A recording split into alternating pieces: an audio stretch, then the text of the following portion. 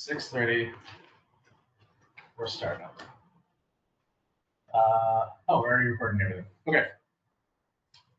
So, all right, it is 6:30 p.m. on February 26th, 2026. This is a regular meeting of the Communications Committee, and this is the call to order. So first item up, the approval of minutes. Yes, that's correct. The minutes from, so we need to approve the minutes from January 22nd. I did not receive any feedback from anybody. Good. So I did not receive any negative feedback from anybody. I got some positive feedback. Thank you very much, everybody. So I guess it's just up for approval. Second. So it's the first. I do not. I'll first. First, second. Okay, all those in favor? Aye. All right. Roll call. No, because that's true. That's Yeah. right. That's I right. was about to ask you to say something too, but it was like, nope. All right, so with that, do we have the other thing to bring up? The Sure. Yeah. So also on the topic of minutes, if we would like to do this, we can. It's really not necessary, but I submitted minutes from the meeting on January 8th, and they had I forgot to remove a joke that I had included in the minutes. And so if we would like to reapprove the minutes, we can. I had written in the communication plan section, there was a bullet that said the clerk noted that moving forward, meeting minutes will be distributed with more time to review action items before the next meeting. And I had put in brackets, in all caps, hurrah, I did it, bracket to be removed. So right now they're posted to the town website with this silly bracket. I'm fine with it, but if we want to reapprove them without the bracket, that's fine too. Yeah. So keep them? All right. Okay. Posterity. Yeah. Great, thank you. The little human touch is always I appreciated. agree. all right, moving on then. Public comments. Nobody from public is here. So going once, twice, three times. We're moving on. Topics not reasonably anticipated by the chair. I don't have anything. Okay. There is some stuff that Ed and I did recently, but I think we're going to roll that into some of the other stuff that's already here. Namely education training reports from committee members. So I can start. I've done a lot of training over the last month, essentially. I took some of the MMA's accessibility, the ADA course. I finally got around to watching it. Well, I got around to signing up for a live one and watching it. It was good. A good portion of it was ADA compliance outside of technology. So where they're discussing, curb cuts for wheelchairs, braille on signage, all kinds of, more of civil engineering and communication stuff and everything. Well, I guess the science with braille is one for us.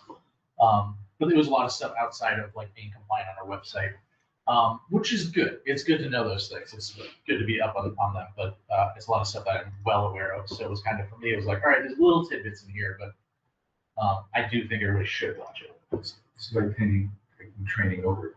Yeah, you get like, you're there for an hour, and there's like one or two things where it's like, oh, okay, that's refreshing. Yeah. We did AI training yesterday. But that's on the agenda, isn't it? It's an agenda item, am I wrong? Yeah, we can cover that one then. That one technically works in both, but Yes. Yeah, Lou, Ed, and I went to the AI training in town where we had UMass and the 15 come in and put something out for us. It was an excellent job. We had people come up to us afterwards saying, like, we were some of the people, or I was one of the people that was like negative in my initial comments about it. Because we asked everybody in town, what are the people invited to like let us know how you feel about it.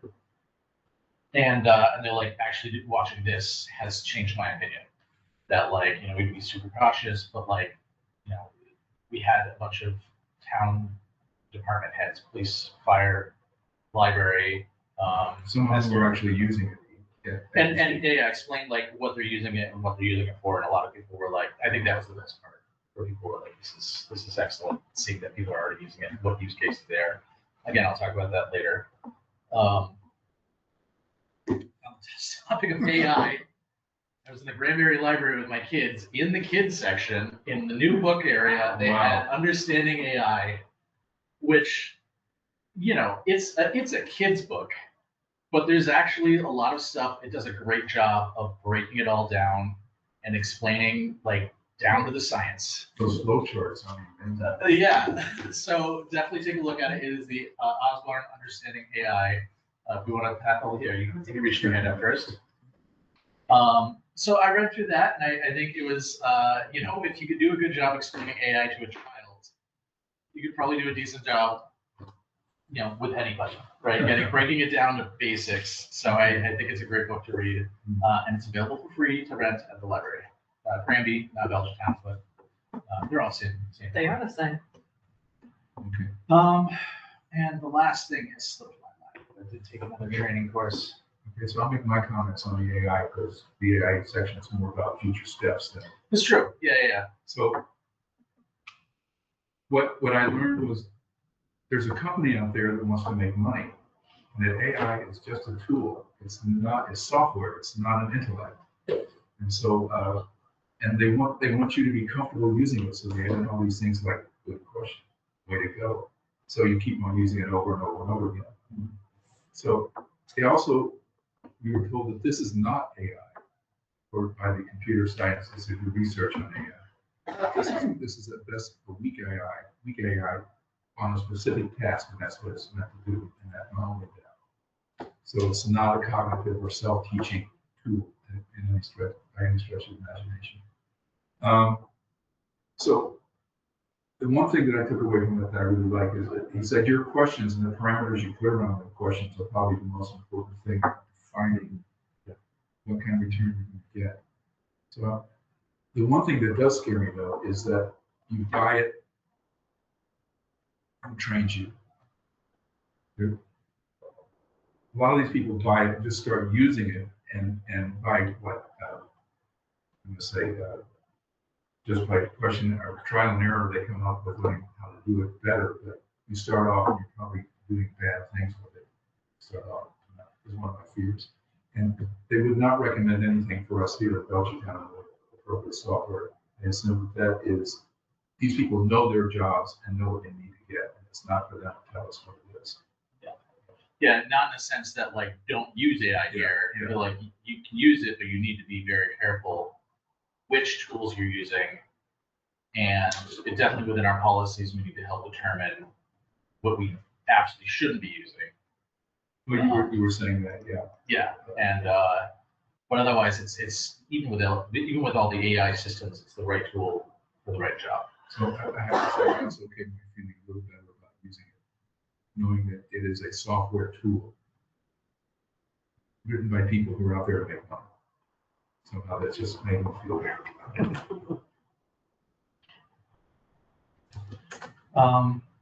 Anything else?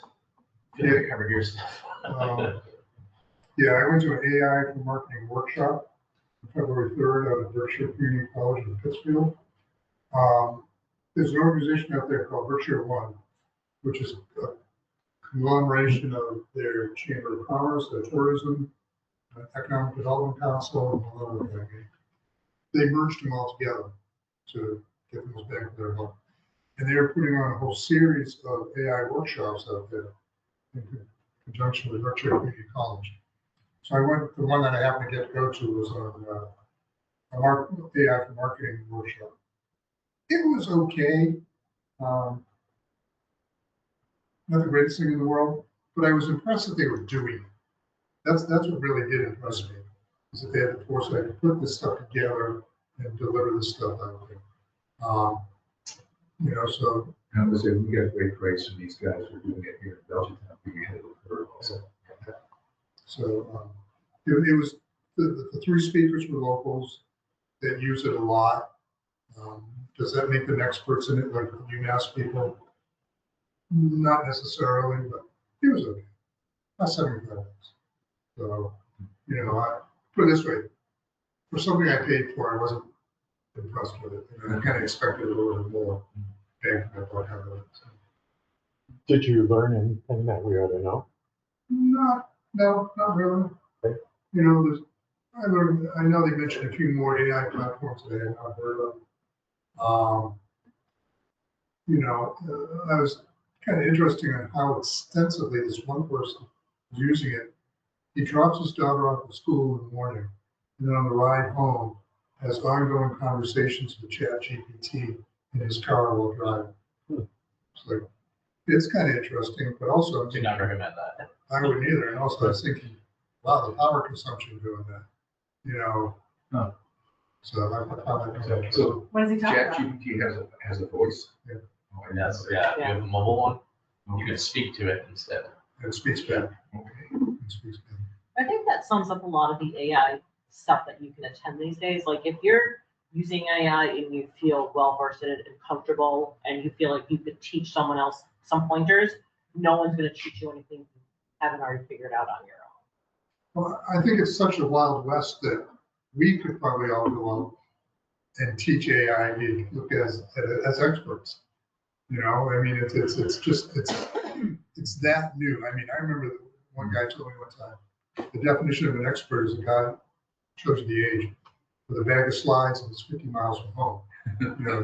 He's labeled an expert. The farther away you're from home you are, the better, more of an expert you are. Yeah, exactly.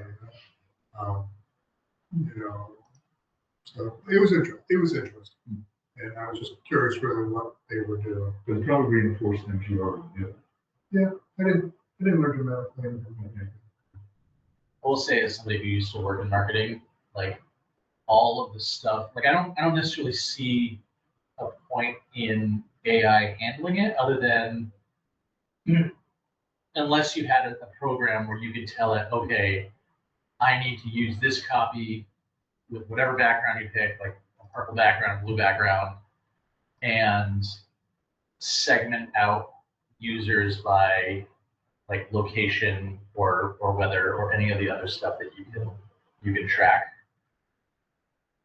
Because that's also what's been available before, right? Like there are programs, and I'm talking like nearly 15 years ago, that in marketing you can say, all right, based on the viewer's IP address, right? Like because these are ads that you're just surfing the net and stumbling upon, right? But it's you can say, all right, grab their IP address. Okay, we know they live in like New York City, and then they'll quickly check like the weather. Like it's raining really hard in New York City right now, and it will tailor the ad. You have to build the ads and put in all the different versions, but like if you have them based on weather or have a series, it knows it's raining in New York. You can now show the background with an umbrella and some sort of quirky line about the rain. Same thing with snowing, sunny, whatever. Like as long as you're building the ads, you can do that quickly. And there are far more things that you could, again, 15 years ago, there were like many options you could pick from just based off somebody's IP or recent search history. We really are being manipulated, aren't we? Oh, 100%. Anyway, I digress from that. Any other trainings or anything? None for me. Okay. We will move on. Select Board Liaison updates. I hope John didn't skip because we put that in there. I haven't seen him out here. He's not here now, so that's all right. We will get in touch with him the next time. All right, Esther and Kate, I moved you both up as well. In case you get bored with the meeting by the end and want to dip out. Esther, you ready to go? You are on mute, or maybe our volume is all the way down. Can you? No, it's our volume. Hang on a second. Can you just grab that remote there and see if we can turn it up? I think the TV's down. Yeah, I can feel the volume's a little down. Oh, no, now the screen is down. Right. Now it's Huge seamless. difference. All right, hang on a second. Because he also works with the community, he ties the two together. Yes. And goes oh my, is it absolutely spectacular? Wait, this is hooked up to a TV? That's where to go. Yes. Well, so the it's- newest pregnancy Wow. isn't a person at all. It's a southern black rhino named Voodoo. It's extremely rare animals. Well, this is part of it. I've showed up on your Hold on, computer. that's just commented. That's fine. Hey, Esther,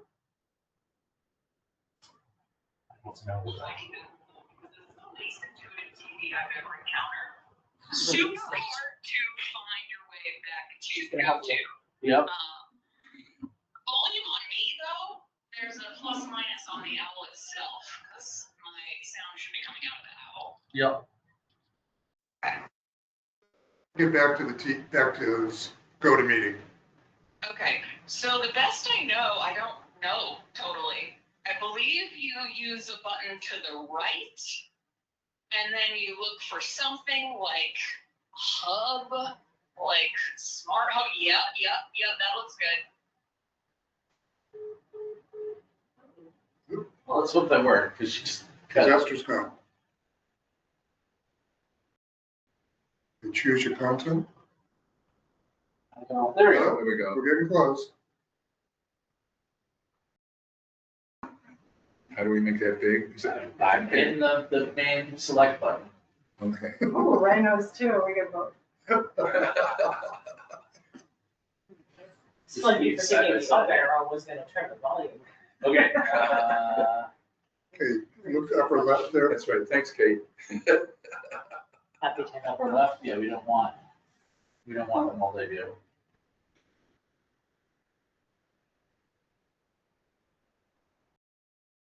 I feel like this is good enough for now. We should. Yeah, Yeah. it's, okay, the screen's doing something weird, but we can see everybody. Can we hear Esther there? No. She said she should be on the owl.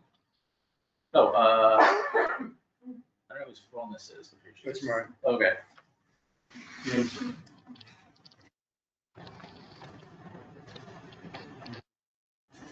She's on the phone, you know. She says, good. Not hear you. You can't hear us on the owl? And I don't hear you on the phone anymore, Esther.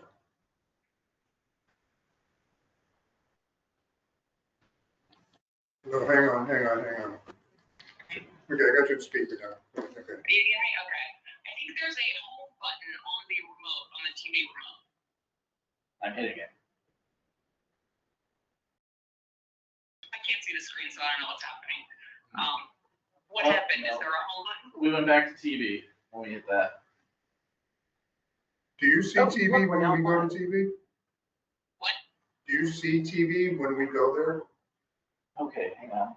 Do I see it? No, I can't see anything that's happening there, and I can't Okay. remote it. This is the TV. Yep, no, we got it. We seem to be back. You got it! Hey! Okay. But we don't have her audio. We still don't have your audio though, and the owl is up all the way.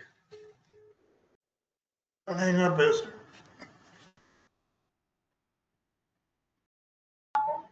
No. Oh, no, we do. No? Yes.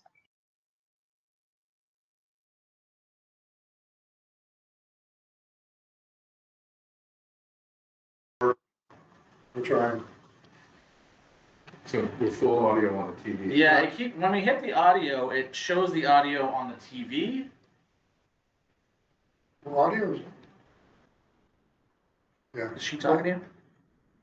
Yeah, she is. Is she on the phone? Yes. So she says, Can you hear me? Yep. Go to the gear and the, yeah. Okay. See if the speaker is off owl and change it. Says handset meeting. Yeah, default Alright. meeting owl under. Or just for a second. All right, now See if it so works. you're getting, Because I got echo. okay, speak again, go ahead. No, it's not coming out.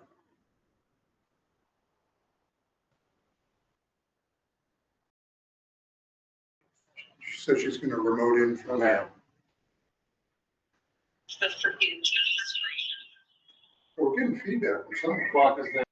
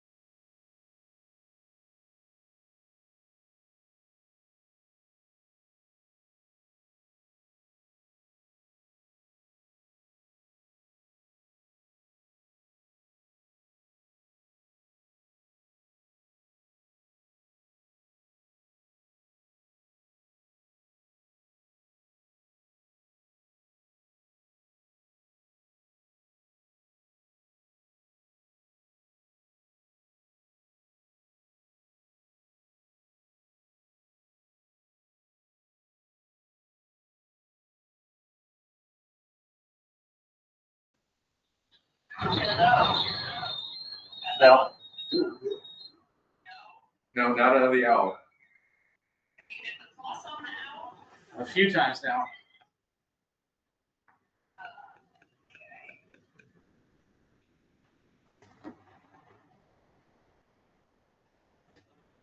What is this button? If we can't rectify this in 15 minutes, we have to shut down. No, if we don't get this in the next like 3 minutes.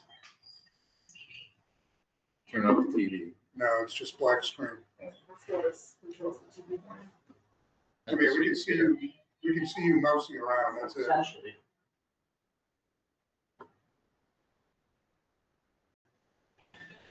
If we have to, what we'll do is we'll mute your phone and put it over here and just have us, where we can all hear. Can we all hear it? Yeah, let's do that. Okay, well, it is muted, but we're still getting feedback for some reason. We are.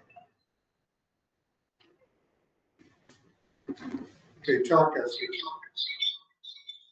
That's really bad.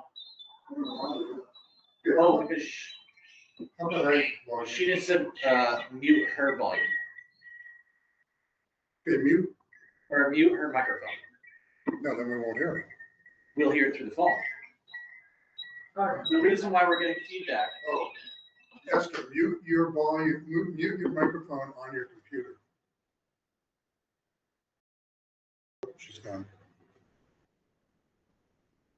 Right, because if she mutes her microphone and uses just the regular phone, that cuts off the feedback, I think, on her side.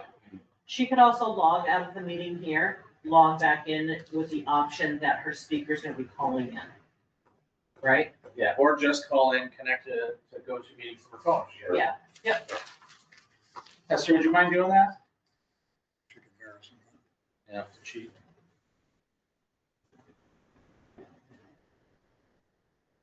Do you want her, well, do you want to move on to another topic and then try to come back to her? And two, we can't see the meeting at all, though. No. Right, that's where I'm actually very concerned, is that we can't see what's happening there. Well, that was my question. I'm not sure what the rules are now about, once you go tech, do you have to maintain tech? This did not work as a call-in. We can hear you. You can hear me. Yes. In the owl now, yes. You can hear me in the owl. We have no picture, but we can hear you. Yeah, I left the room because I can't get the go-to back up on my computer now. But you can hear me. Yes. Yeah. Okay. Okay, then we have. And I'm gonna try to see if reloading the PC works. Is recording? Great. All right, let's give up. I'm going to do the report and then I'm going to try to join the meeting again. We will see what happens without camera and mic. Okay.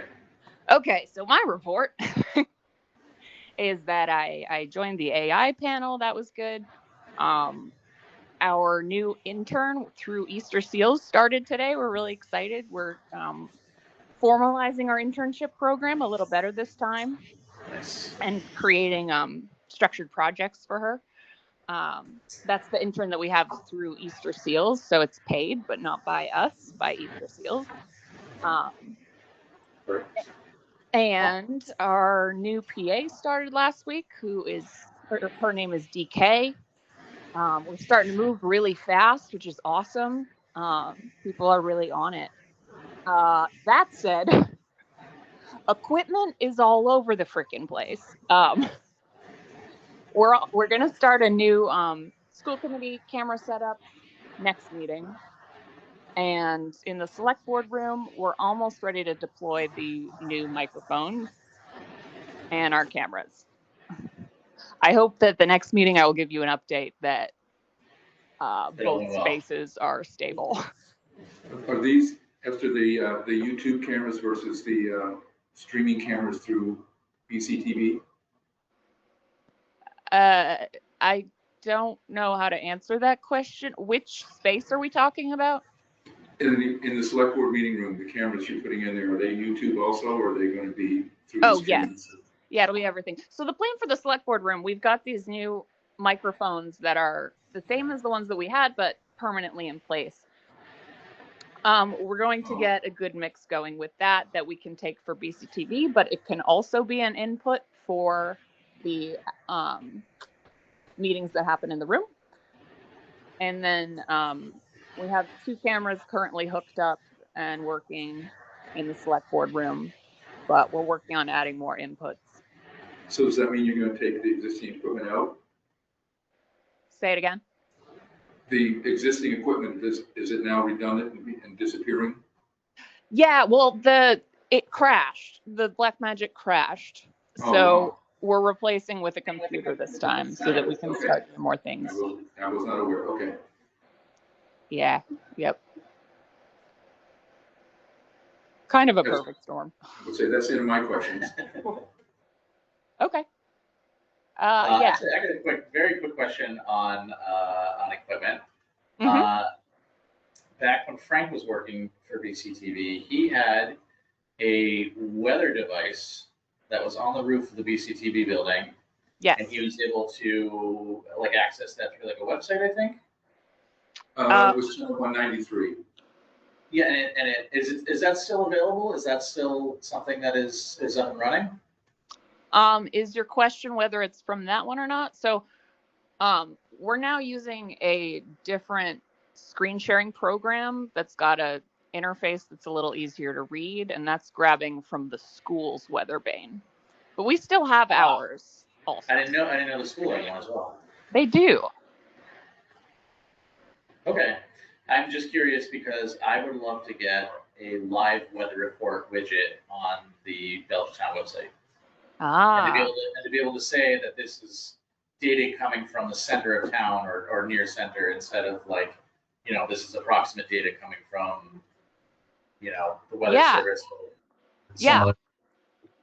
How does the weather station at the DPW fit into all of this? Because there is one there as well. there is one there too. So I don't know about the DPW, but the schools and I believe ours were connected to Weather Underground, which is like the alternative weather for people who have stations on their house. And anyone that's public, you can choose to check out and you can make a widget from. Okay, cool. Yeah, this is just like an idea I had a little while back and decided to follow through as a little hobby project. Yeah, I like it. Yeah. I mean, there's also the piece of like, never mind. Okay, and Esther, I want to say thank you for the setup in the AI workshop.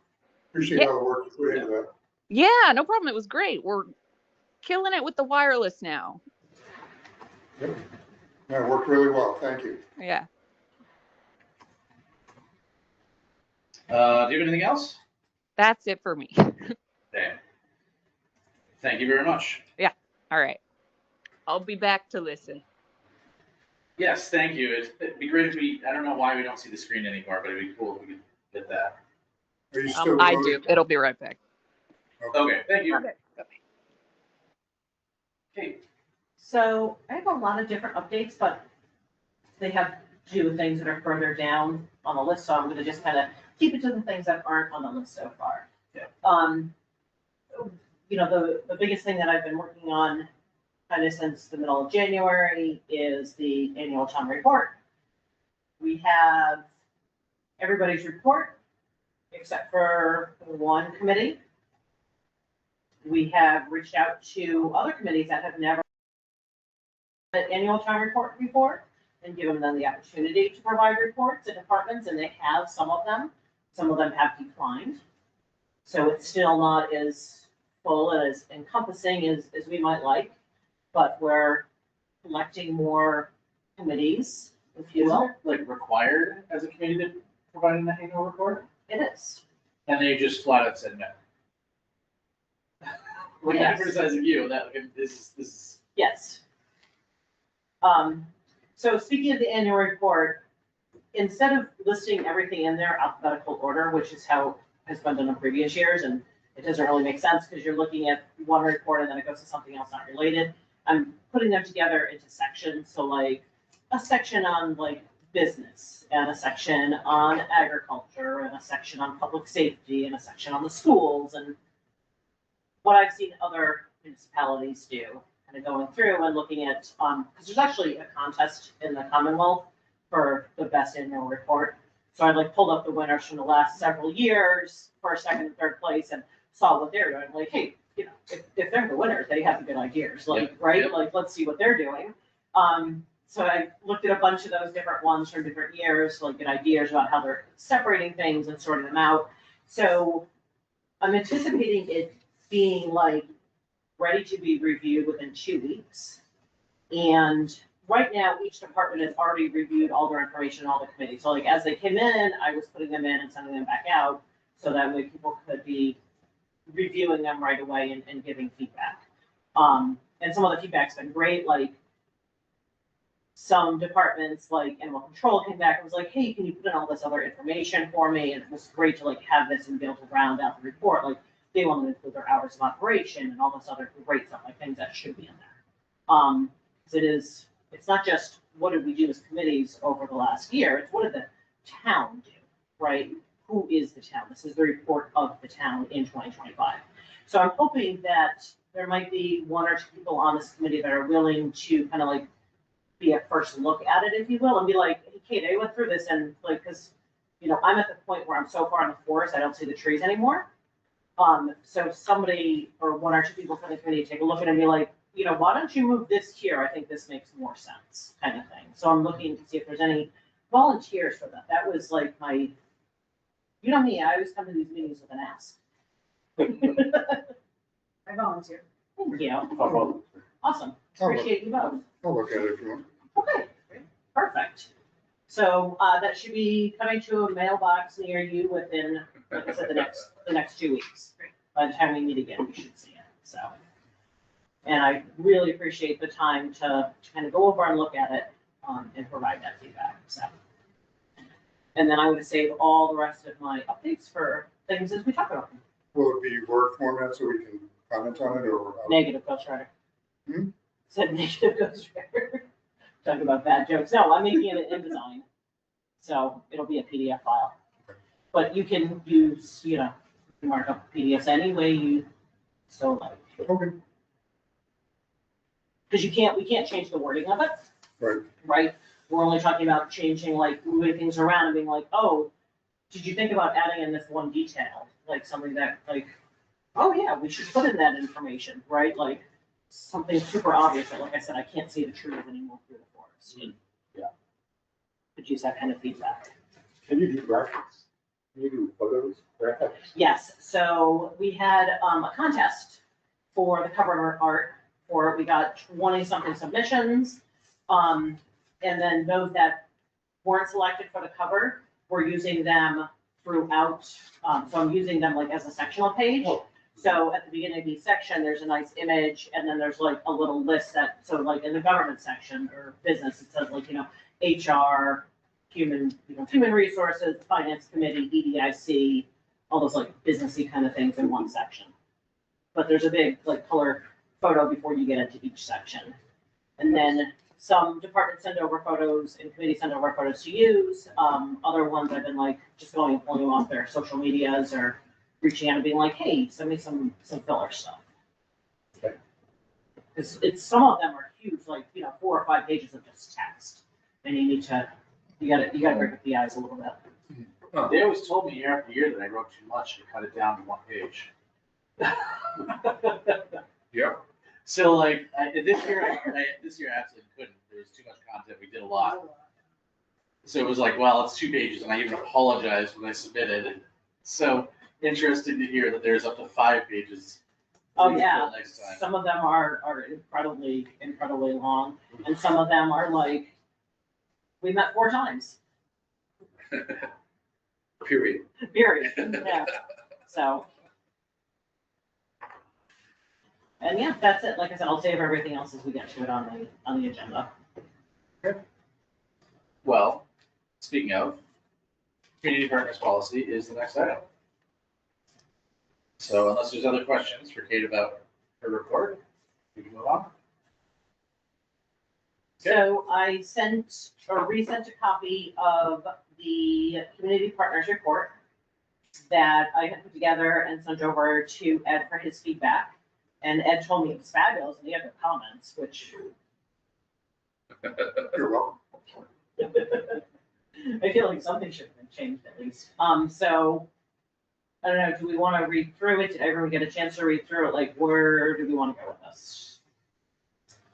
I'm okay with skipping it. It's, you know, it's a lot to read through. It is, it's dense. Yeah.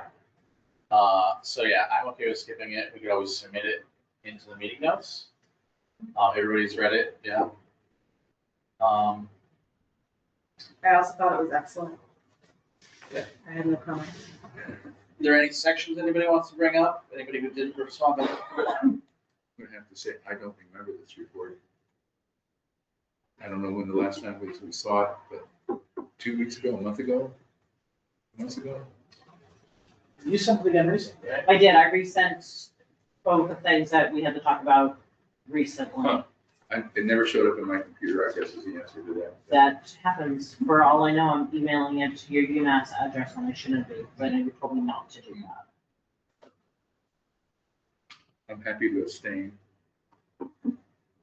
Okay. Anything from anybody else? Questions, comments, concerns? Went to your UMass email, so I'm gonna forward it to you. Okay, See, I'm sorry about that. you just didn't want me to read it, let's No, face I it. did, for sure. Thank you. No, I thought it was good. Okay. I know you're looking to get a response from us quick. Do we think that we could just call for vote at this time and say whether we like it or not? Yeah? Yep. It's pretty good. Yeah. Okay. No, Yeah, it's I'll abstain. I moved that we accept the policy. Second. All those in favor? Aye. Aye. So that's 4 out of 5. Lou abstains? Yep. No problem. Thank you. I appreciate the honesty on that. So our next move is going to be to get myself a meeting with the select board and appointment at one of their upcoming meetings. And I will let them know that everyone in the committee had a chance to review it except for Lou, and it passed 4-0-1 with Lou abstaining, and see if they'll go ahead and, I'll read it when I get it. yeah, and if they can go ahead and adapt that as our official policy. I did also note in that email how the Civic Plus module allows us to kind of flip a switch, and all of a sudden people can fill out the community event form on their own. And basically what happens is they would fill out the same community event module on our website that myself or Abby would be filling out to put it onto the calendar, but it doesn't publish right away. It would get forwarded over for us to review and publish in the end. So, I have my standard concerns that I always have whenever you let anybody put anything on the website. Obviously we can take it down and we can edit their information, because we want to make sure that they're explaining their event the best possible way. We found that sometimes when people fill out the form that we have, we're still going back and asking questions. You checked, that it's a free event and it's paid, you explain that to me kind of thing, right? So there's, that concern, but we can certainly do that. And if it becomes overly popular, it might make sense to do that, but I'm interested to hear what the committee members feel about letting people fill in their own event and having it approved, or do we prefer to continue with people using the formal form that we, designed almost a year ago and have been using since? I have a question about that. Yeah. The current process where people fill out the event form, is there any connection between that and the calendar, or you and Abby are copying and pasting from that event form? Okay. So Yeah, it's copying and pasting between the two and adding information. Yeah. Is it easier to have somebody fill out the form as it exists now, or is it easier to do the electronic form you're talking about? It's absolutely easier to have someone fill out their own form and you can approve on And it. just to ask questions if necessary? Yeah. Okay. Is there a cost associated with that one? I found it. Yeah. No? Okay. It's worth trying. Yeah, it is actually, something we knew about, that we could set up workflows. And it was decided by multiple department heads not to work that into yet.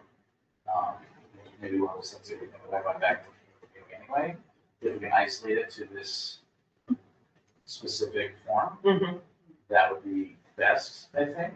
Sure. If not, okay, let's look a little deeper, but I absolutely support it. Any of these things that we just automate, I would absolutely.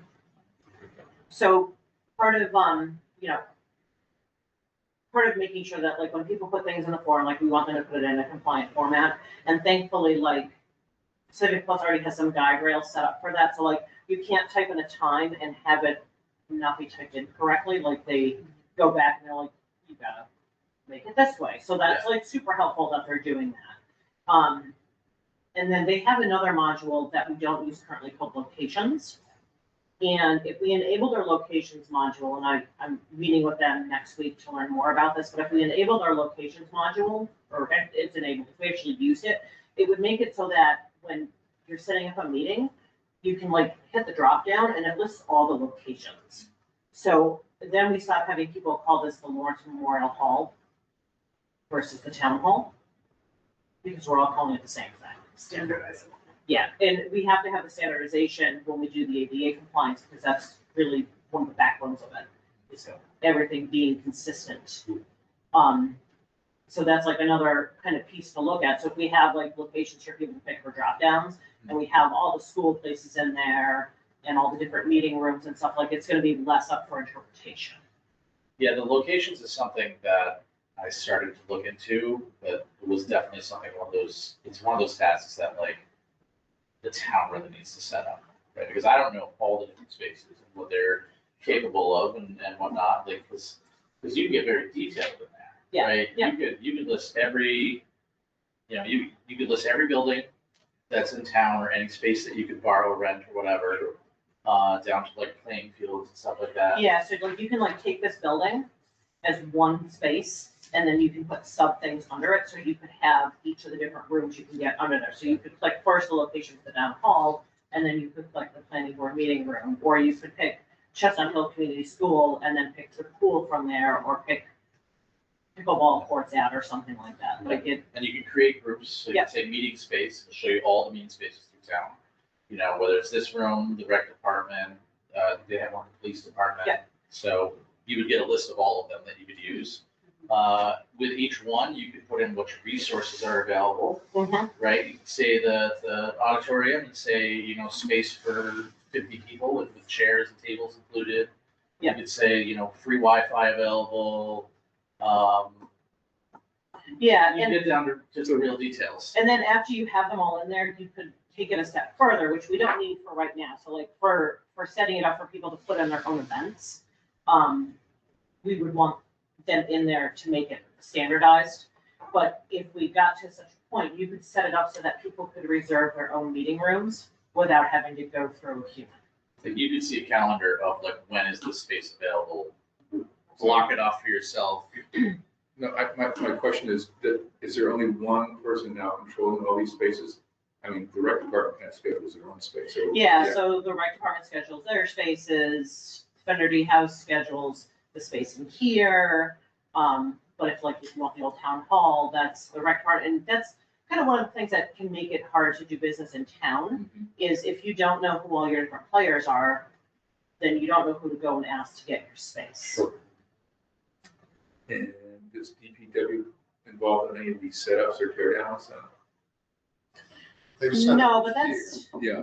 That's kind of like a separate step. Like if we got to the point where we wanted to make it so people could reserve space on it, I think the first step there was enabling the location, so that if we're gonna let the community fill in the actual Civic Plus form, to kind of like take that workload off of that we've been doing. Yeah. So, I mean, the assumption now is that if you book a space, you're in charge of setting it up and cleaning it up. Yes. Okay. Well, set up DPW do usually. Well, depends on the space. Depends on where we are. Like in this building, DPW does it, Yeah, and they do the common, but you have to talk about it. Melissa took care of it for me for this meeting. Oh, I just gave Melissa the layout that I wanted, okay. and then she coordinates with DPW to set it up the way they want it. But like, when I hold meetings at rec, that's on me. I go in there an hour before and set it all up. I'm sure there's options available in other forums that like if anybody selects a meeting space for like, we're doing a meeting in there, you could have, or whatever, you could just have a button that is like, are you going to require like this distance from the DPW to set up chairs or tables or anything like that?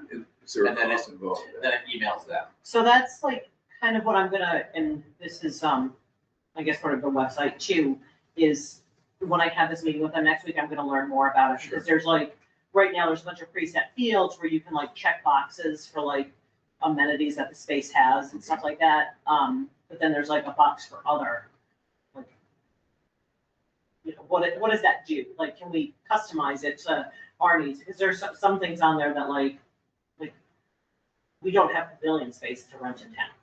So I don't need a box for pavilion space. Can you customize that to be something else I do have? Yeah. So the group feels that it would be beneficial to ask people to fill in the form themselves versus filling out the form.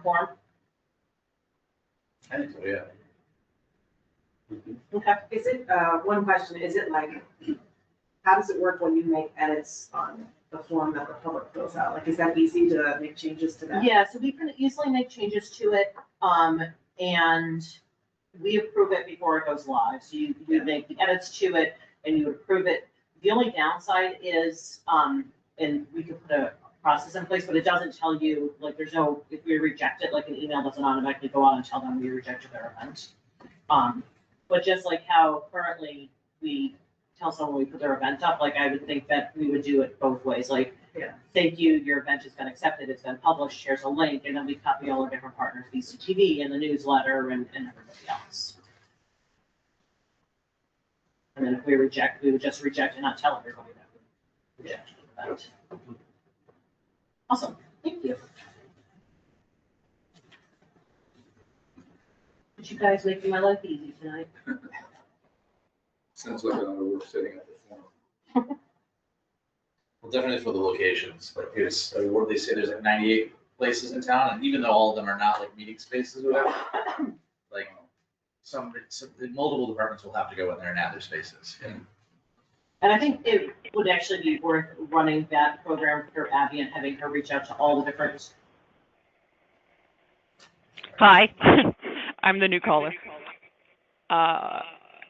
I just wanted to add that that's really great about the meeting spaces, overdue, and it'll make it easier for people to use the spaces.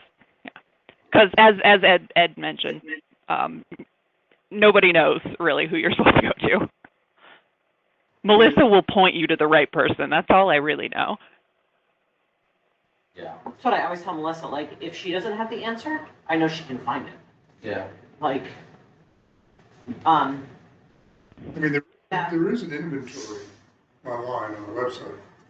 It was done in 24. Oh, perfect. yeah, Maud did that. Yeah, but it doesn't have a lot of detail.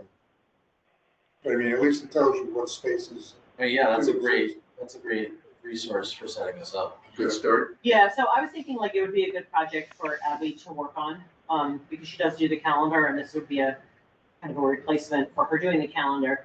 But there's, because you can upload, so like you don't have to go and literally type all 83 of these in there, like we can upload them in a CSV file. Yep. And then just go in and kind of like make, you know, parent and child between buildings and rooms and everything else with them. And that spreadsheet lays on all these things. So I was thinking, you know, if you guys were amenable to doing this, I was going to ask Abby to start working with the department heads and getting all this information, and certainly forward for that document as a starting point. Yeah. Yes. I guess I still have a question though. So right now when people submit events, they're not trying to make a reservation when they submit events. Would they be trying to make a reservation? No, they would already have their room reserved. Okay. It, like, if we decided to ever use this as a tool for reservations, like that would be a different Yeah. step in the Okay. future. Now, something I'd like to bring up about this whole conversation we're having. Is this something that we even need to weigh in on? We're kind of getting down in the weeds here of how you're going to do your job, your work. And do you really need us as a committee to be weighing in on stuff like that? I think it's important that you guys weigh in on whether or not we feel comfortable with the public using and accessing these forms on the website, or if we feel like what we have been doing for status quo is the right way.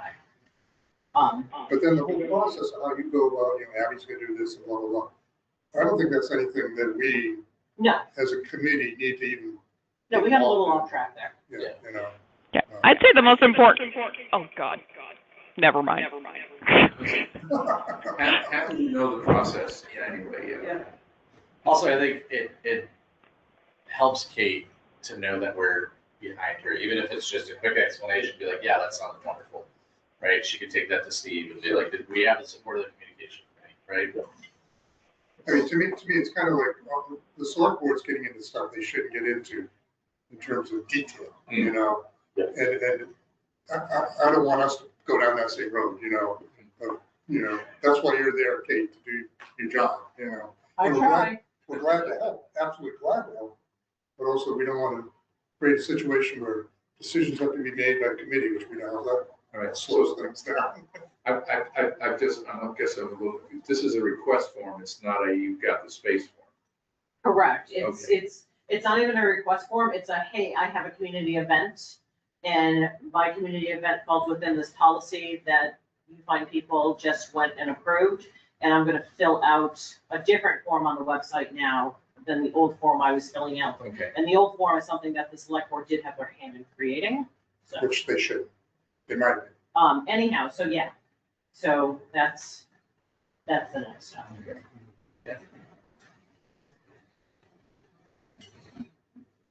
So next item, any other questions? Sure, not cut off. Social media policy. Yes, so the next item up for discussion this evening was our social media policy. And I resent this yesterday around lunchtime. Did it go to UMass, you again? Probably. Because I didn't see that on my computer either. It did. Yeah. I'm so sorry. Just erase that email. I don't know how it like all of a sudden came back up to the top What on was this? everything. What was the subject line? Social media statement for review. So I'll be abstaining. Very small. Third paragraph that begins, the committee understands and respects. Once I misread this, and go to the very last line, supports. Doesn't make sense. Well, we have to take a vote. And then the X and the Y will be replaced. Right? I would assume that was the intention, right? I thought we were talking about the third paragraph. The committee understands and respects. Yes. Yes. It's just a wording issue. Yes, it was a wording issue within the third paragraph, Last line. last line. Yes, I see what you're saying. Okay. So I'm open for other wording for that last line. Supporting, it's changed the verb. Yep. Okay. Supporting compliance, yes. Does anyone else have any other comments or questions or things they want to discuss in it? Negative. It looks good.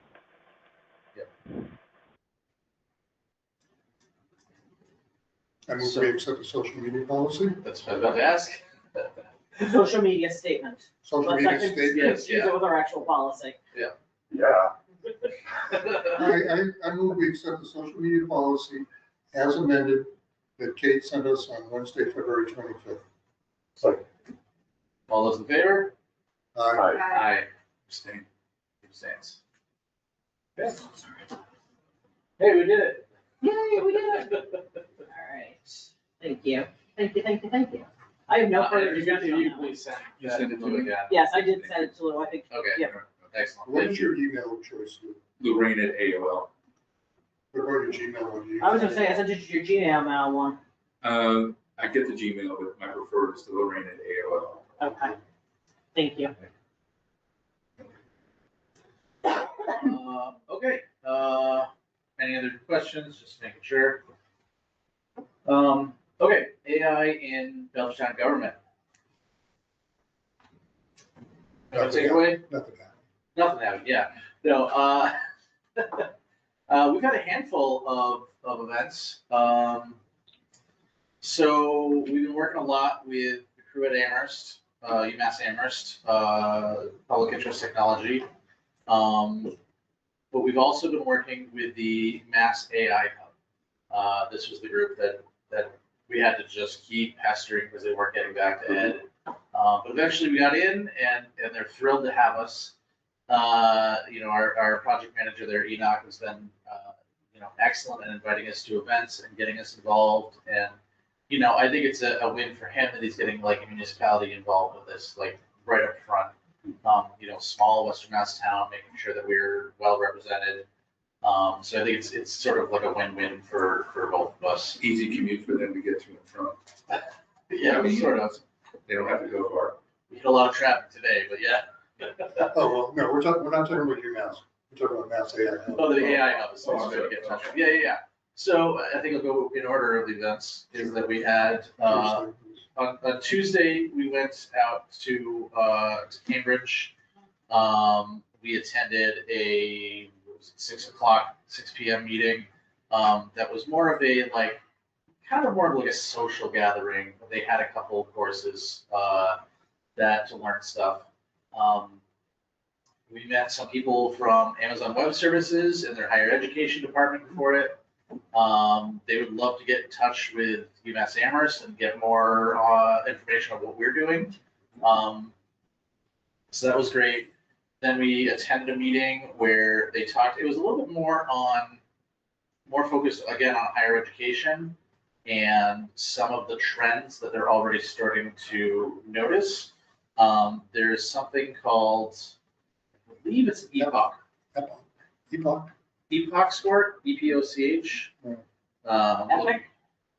Epoch? They called it EPOC, yeah. I'll look it up. Engagement, perseverance, optimism, connectedness, and happiness. That's why EPOC is better. It is, these were professors from MIT. They have determined this score, which you basically they started with working individuals answering a set of questions, and it ends up with this score. And they determined by this score. Sorry, what kind of course? They didn't tell us what. Okay. But it was great question. But basically they get like a 5-point scale, and they determined that people that were lower on the scale are actually at risk of being replaced by AI. Okay. Because their skills, and you'd be surprised at what businesses actually translated by that. Like a lot of you're not going to replace factory workers. You're not going to replace construction workers, stuff like that. But there are certainly roles, more along the lines of like administrators and stuff like that could be at risk, and that they should, those are the people that they identify. Those are the people that need training right away to ensure that they are skilled and that they can increase their scores and make sure that they're not being replaced, right? Because that's a big part of this, especially with Mass AI Hub. It's like ensuring that the Massachusetts workforce stays ahead of the curve. Doesn't get deleted by. It doesn't get deleted, that we don't lose jobs, that we enforce these people's skills. Okay. But they've also translated that to colleges and determining, basically putting a score or something, putting a lot of the questions to what courses are you taking, and helping to reconsider what learning is necessary to increase your scores. So are they implying that they might remove professors and have AI courses? Are they implying? No, that it's I think it sounded, and I could be wrong, there's more research to do on this. It sounds more like they're going to retarget electives and retarget some of the required classes for graduating in certain roles. Okay. And sort of inject more AI learning into some of those courses. Okay. So that they're more prepared, right? Upskilling is. Okay. That's upskilling. Okay. Upskilling is Adding as opposed to taking away. Yes. Preparing students for the new world. Yeah, okay, all right. Right. Is it related to, there's a website, epoch.ai? It's again, MIT, I would check there. But Yeah, there's two epochs actually used in the AI world. One is a more technical one. I'll send you the info on it. Okay. I'll send you the- Thank you. Actually, MIT Sloan, I got the Yeah. site for one of the articles on it. So that was a good training. Just like that, I think was the biggest gem is that they're doing that kind of stuff. It's interesting to at least know about it and know like, okay, well, where does our town fit in that? Like, where are the roles here? They didn't talk about municipalities much though. No, and that's one of the biggest trends that we have noticed and noted is that we seem to be the only town in the state that is getting involved this early. Even we found out that previously they said they're working with Boston and Cambridge, but they're actually working with the library system in Cambridge, not the town officially, and only a small subsect of like department within Boston. So they're not actually working with Boston proper. Okay. Although I'm sure the now that Governor Healy has opened up AI within the state, that'll probably change in Boston. So yeah, and I know there's whole lot has happened in this week. So that was one event. It was good. Wasn't great by the end because they had so many people there and you couldn't hear anybody and like shoulder to shoulders in the hallway. So then we did the training in town. We've already spoke about that a little bit. It went really well. A lot of great approvals and people afterwards saying that they're thrilled to know that there's other people doing AI or using AI in town. A couple questions that I brought up some things like doing meeting minutes. That I did that with the branding committee and questions about other people like Abby was like, oh, I use it too. Can I ask you 2 or 3 questions about what you do and if that's okay? And it was like, yeah, we just had a great discussion afterwards. But that's one of the goals is just to get the town staff talking to each other about it and understanding that the fire department uses it, the police department uses it, BCTV uses it, this library uses it, we use it. It was all very specific tools for their particular area. Yes, and all very specific tools. I was most impressed by the fire department, and I'll say they will use if there's a missing persons or something else, they'll fly their drone around the area that they went missing, and then they will say, okay, they were last wearing a bright orange jacket, so they have a tool that specifically they put the video in. They say they were wearing an orange jacket.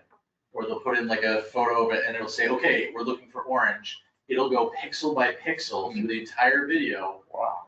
And look for an orange speck, a single pixel on the screen and say, focus your search in this area. That was very cool. That was very cool. Yeah. Afterwards I spoke to people anecdotally, just, what'd you think of the whole thing?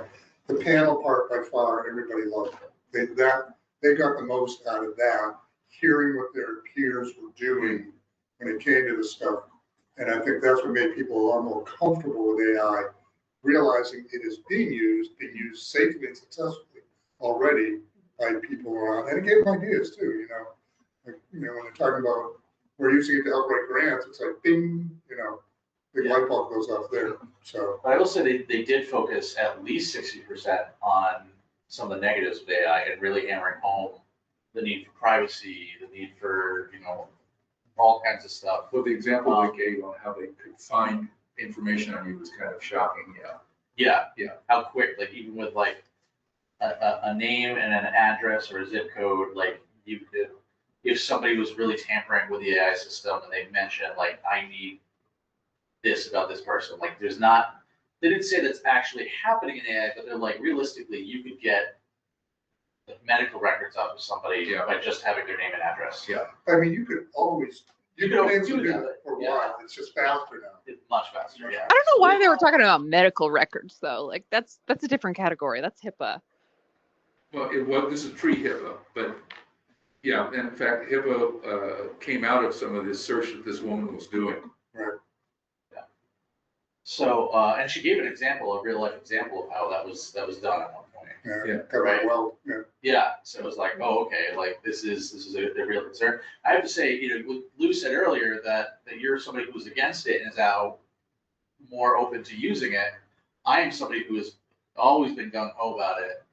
And now after watching that, I was like, all right, there's a lot more stuff I need to be concerned about. So I think it worked for both sides to like dial in on what is the right response to this. I felt that way too. Which side were you on? She was a user. Which side was I on? Yeah. I mean, neither. I'm getting increasingly annoyed by the tracking when it comes to advertising, but that was happening without AI. Right. And one I thing was disappointed. I was disappointed that they were not super balanced about some of the things that it's helpful for, particularly things that it's helpful for that are not about writing text or generating things. Yeah, they didn't get into some of the other like capabilities and No. like how you can put plugins and add-ons and everything else too. But I think for the audience that was there to understand like the base of what it can do is important. I'm going to say, and one of the things that Esther was concerned about is where does all that data go? Who has their hands on it? Yeah, they made it clear that's very unclear and unregulated. Yeah. I mean, on my chat GPT account, I turned that off. You can't use it for training you can't use my data for training the AI thing. Yeah. Now, are they really doing that? Well, you know. Are you really getting your money's worth? Yeah. I don't know. Yeah, I turned that off. About 10 years from now, when they have the court case, we'll find out. Yeah. And then, so the last thing, again, that event went great. This morning, and I drove back out to Cambridge for a meeting with Mass AI Hub, the state of Massachusetts, Governor Healy presenting, and Google, that we did at the Google offices there. And that, I think, was a much better meeting. They are rolling out, like we said, it was in the news recently that Governor Healy has decided that Massachusetts is going to be the first state to fully jump on board with AI and to create an internal AI system For the government? that for the government. Executive branch. It's going to be executive branch. It's going to be closer to her offices first, and then eventually rolled out to municipalities. It's on the roadmap. It's not. No, not quite. Are you talking about ChatGPT? Well, there's two. Actually, I guess there's two things, right? Like they're creating an internal AI system that is going to be secure to the state. Just in the executive branch. It's going to be ChatGPT that's going to be rolled out to the executive branch. So they're going to be using it internally. And they're going to have a firewall around all of it. Yes, there is a plan though to extend it to municipalities. Really? Yes, it's on the roadmap. And that was one of the things that like. Okay, I missed that one. Yeah. So it would be like an enclosed state ChatGPT system? Yes, trained off of state data. Okay. And stuff like that. Okay. You know, I've assumed all kinds of things like, weather reports, census data, Okay. mostly a lot of it probably randomized and hopefully scrubbed, and whatnot, so that it's just like basic stats. But yeah, they're rolling that out soon. And then this event. You were talking about having a randomized name list and naming people's name 1, name 2 inside your searches and things like that. Yeah, so that you could track that back to individuals outside of AI while still asking AI to review. So that would be a way of securing the information. Yeah. You were meeting at Google headquarters, but they're going to use ChatGPT. How did that work? No, So that's actually two different things. That's two okay. different things. So Governor Healy announced that, right? And they're also working with Google for, what is the name of the service? It's the Grow with Google. Grow with Google, right? So they've made a deal with them that Google is going to open up all of their, like a full range of courses on how to use AI. It's going to come with a certificate that says that you have gone through it all and that you're successful in taking the full course. It covers tons of different stuff from like, use like converting AI or converting Excel documents using AI, so that you're not You don't have to know all the formulas to work in it. You don't have to spend hours putting together big elaborate graphs and stuff like that. You can just ask AI to do it. It even goes as far as they said, one of the favorites is app development, like for your phone, that like you can work with. It has training if you want to use a system to build a lot of that for you and help you set it up. So you would set a question for it or a task for it, and it would do all the software and create that app. Like, I haven't taken the course, but it's a lot That's what of it like, sounds I want to build an iPhone app that does this. Help me do it. So they didn't talk about things like it's in English or Python or whatever particular programming Right. language you might use. It says here on the Learn with AI Google and MAI Hub webpage that Massachusetts residents will receive no-cost access to the following Google programs until December 31st, 2027. So there's a Google AI Professional Certificate, Google AI Essentials, Google Agile AI Essentials, and then Google Career Certificates such as Data Analytics, IT Support, and Project Management. And it's free? It's free. It's free. Right. And it's We'll up send you- it's up and running now? It is live right now. I've already Yes. signed up for it. We'll send you the link to this because we want to encourage all of you Oh, yeah. to take. Yeah. Except town employees are not supposed to be using the Google Workspace. But if their Google classes, not Google Workspace. Yes, but they will teach us Google products. Of course they will. Yes. Yeah. Still cool though. Still cool. Yeah. I So mean, it's a great opportunity. You really, I think it is. Mm-hmm. at the very least to get certified Essentials. with the state and say that we've gone through the course. Whether or not we use it, right, we could say that we've at least taken training on it. So one of the ideas that I've had is to first get everyone in the committee to at least take the courses, then take what's from that, send it to a few other people, you, perhaps the town clerk,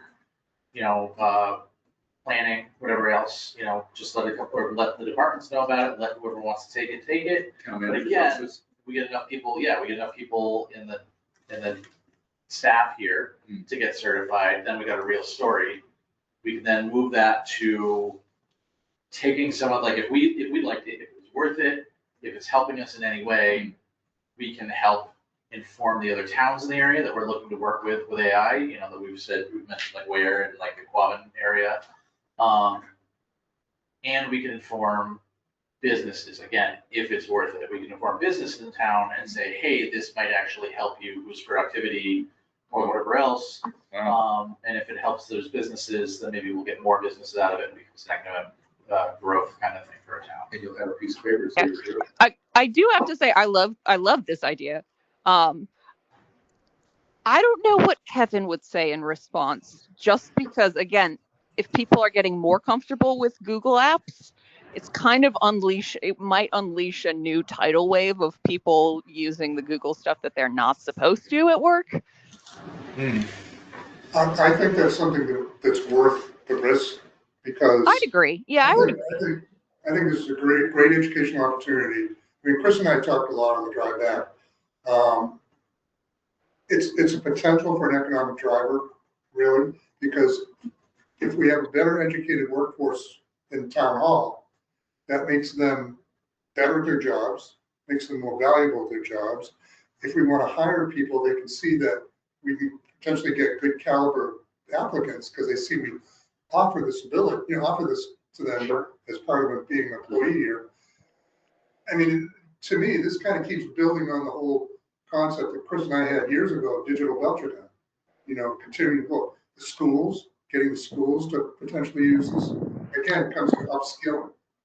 I mean, I think maybe this just increases the importance of maybe we got to rally and get the Google Workspace for our employees. Yeah. It's very helpful.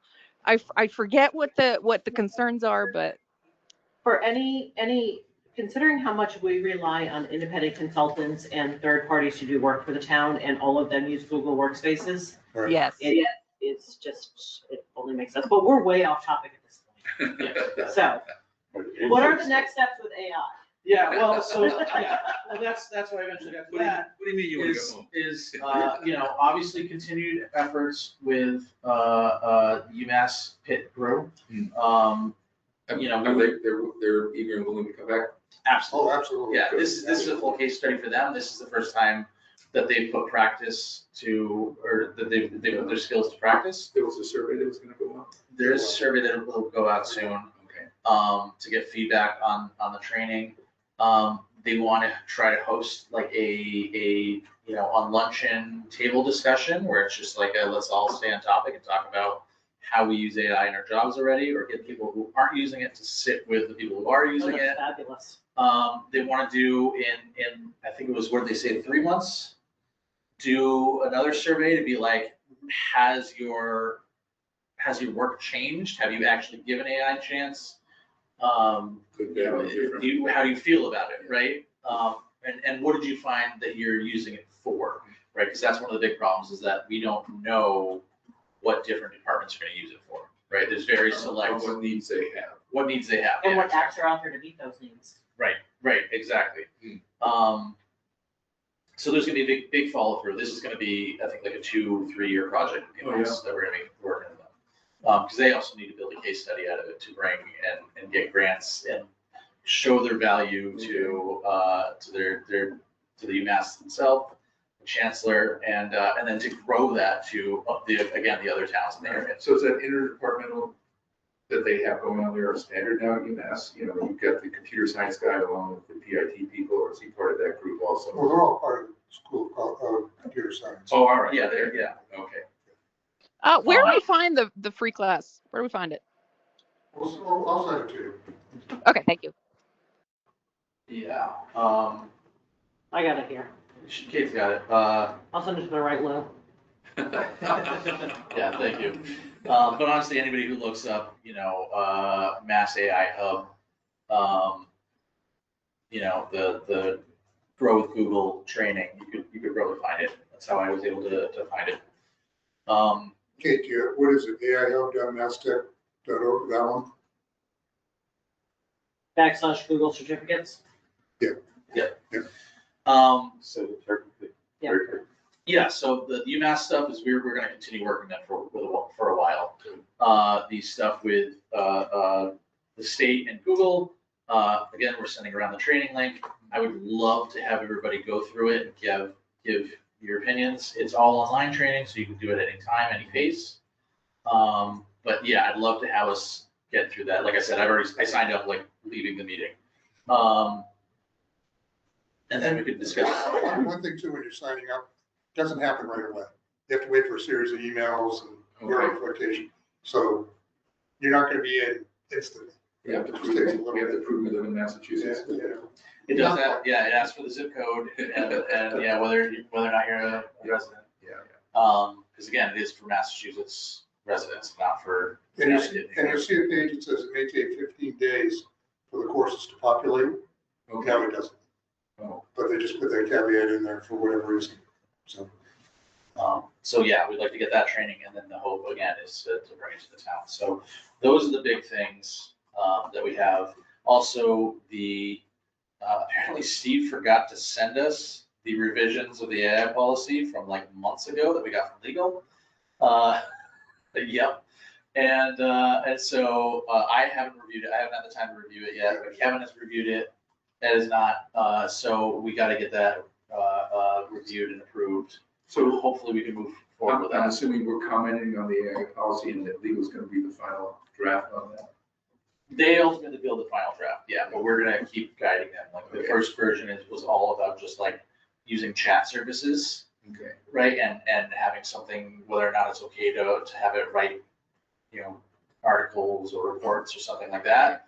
And we were like, well, where's everything else? Where's, you know, image creation? Where's video creation? Where's like, this is Which is gonna get bigger. it wasn't a whole picture kind of situation. If you go on the internet now, half the things you see are AI generated. And they're only getting better, yeah.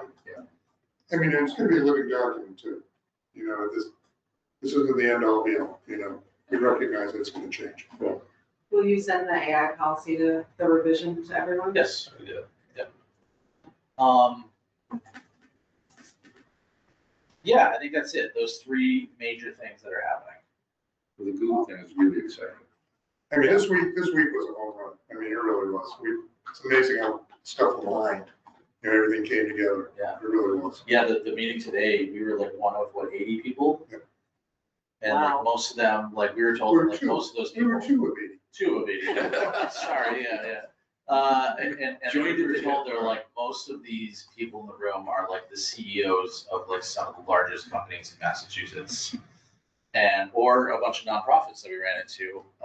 So it was a great mix, you know, rubbed a lot of elbows with people, gave out business cards. So it was, you know, hopefully we get a few Yes, connections. thank you for the business cards. Just thank you. Did you take the rest of your cards off the table after our Wednesday meeting? Yes, you did. Yes. I like how you like threw the cards I was on the like, I table. got cards, here they are, right? No, it just went well. We had a great conversation with the Google guy who's working on this whole project. He's very interested in working with us. I don't think he was just blowing smoke at us either.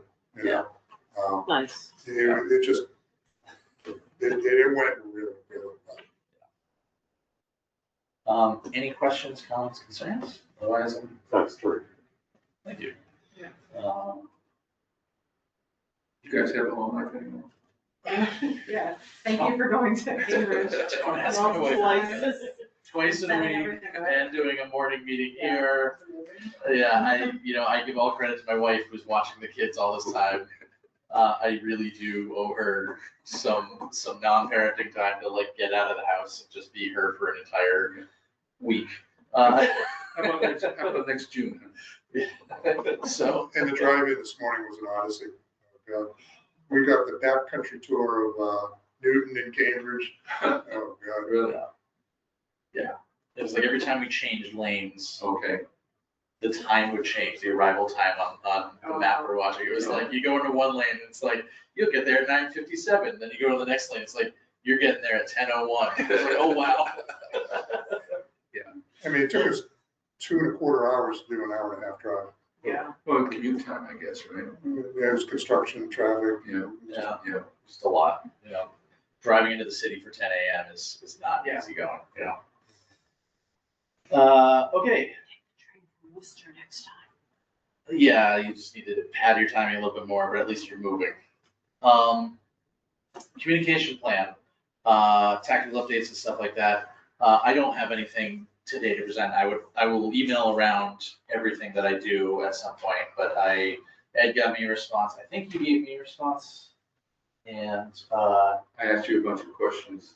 you asked me a few questions, and I met with Mark I think just my email's in Sunday. draft status still on that one. Okay, I thought I got something from you, but maybe not.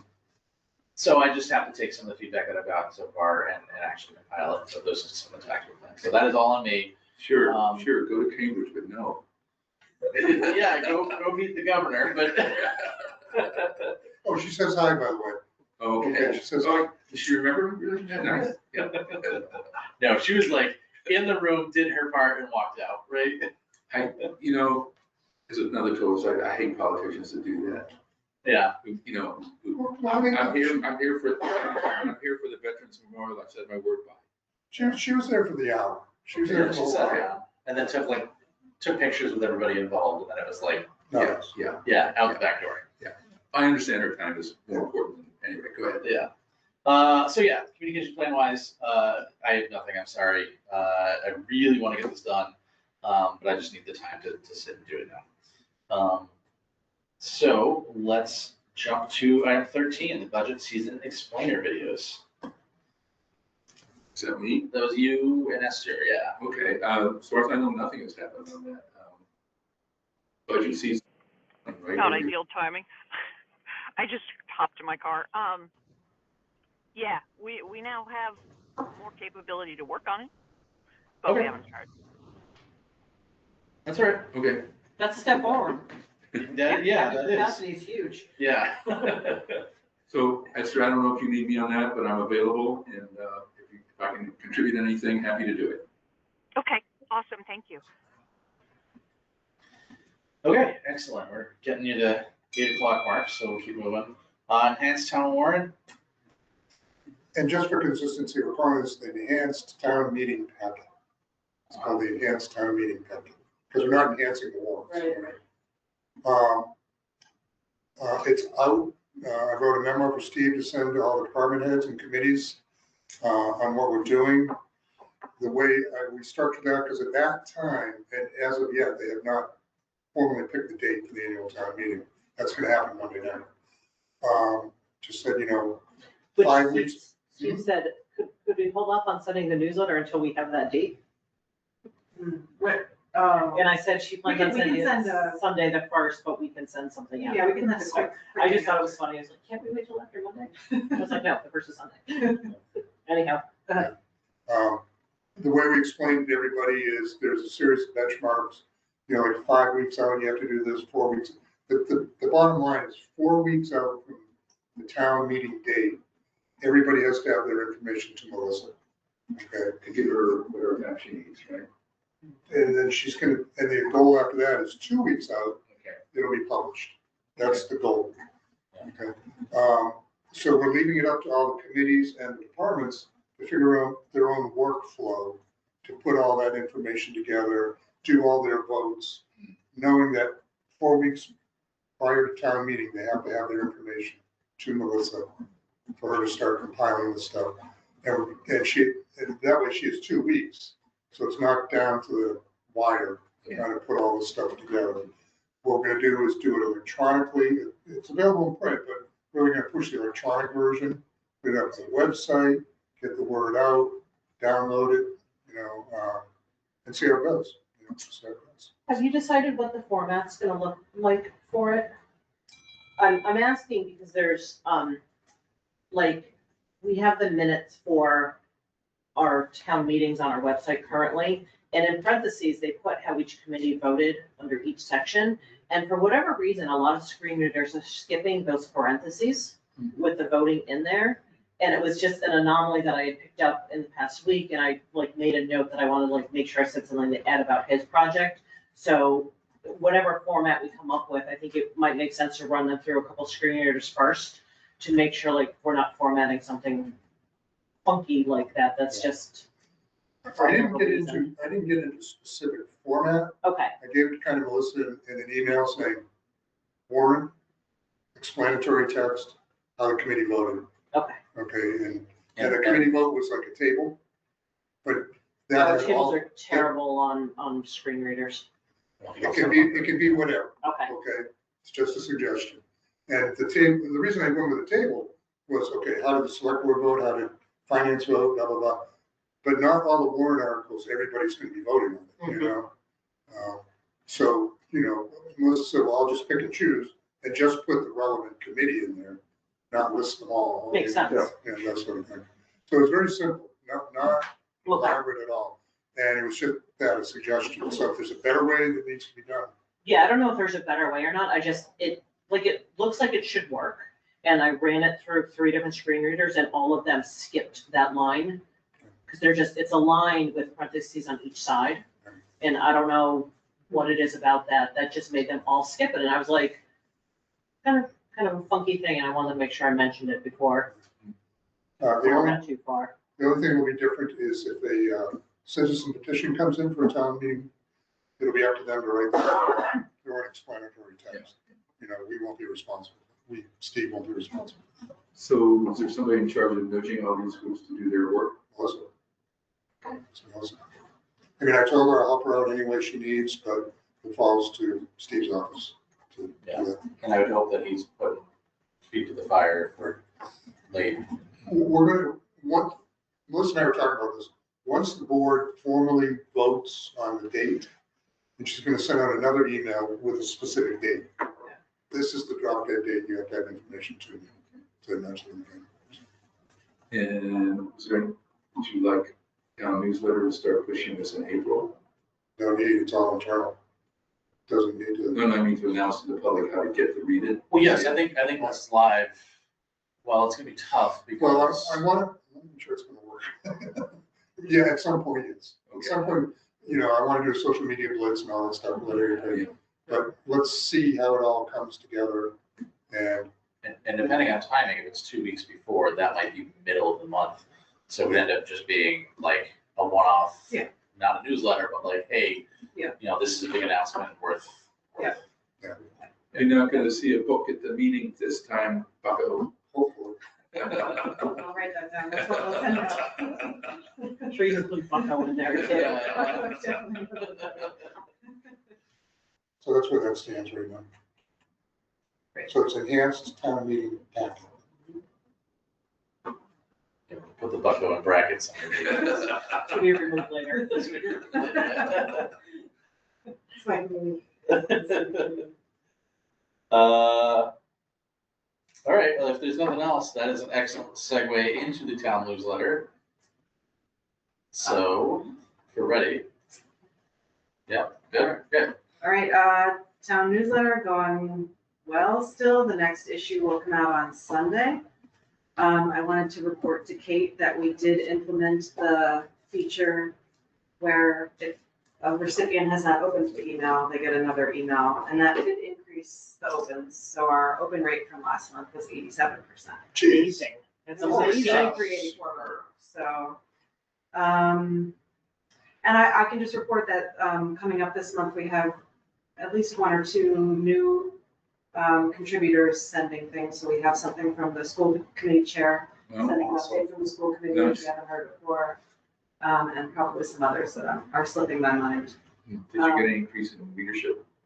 We have, I think, about 620 subscribers now, so not as big an increase as we had the previous month after we had some But it's still publicity. growing. But it's still growing, a couple dozen people. I feel like we're getting good bumps every time we put something out on social media reminding people, like there always seems to be a handful, Yes. maybe a dozen people that sign up when we do one of those bumps. And usually when we write on something like really important, that like there's a banner, it's gotta be like a word of mouth that like, oh, you didn't hear about this? It's in the newsletter. What newsletter? Here you go sign up. Yeah. Yeah. And I saw that Kate has been sending out, like, there's an integration with Constant Contact and the social media accounts. And so we can see how many people, when you go into Constant Contact, you can see the number of people who have engaged with that social media post announcing the newsletter.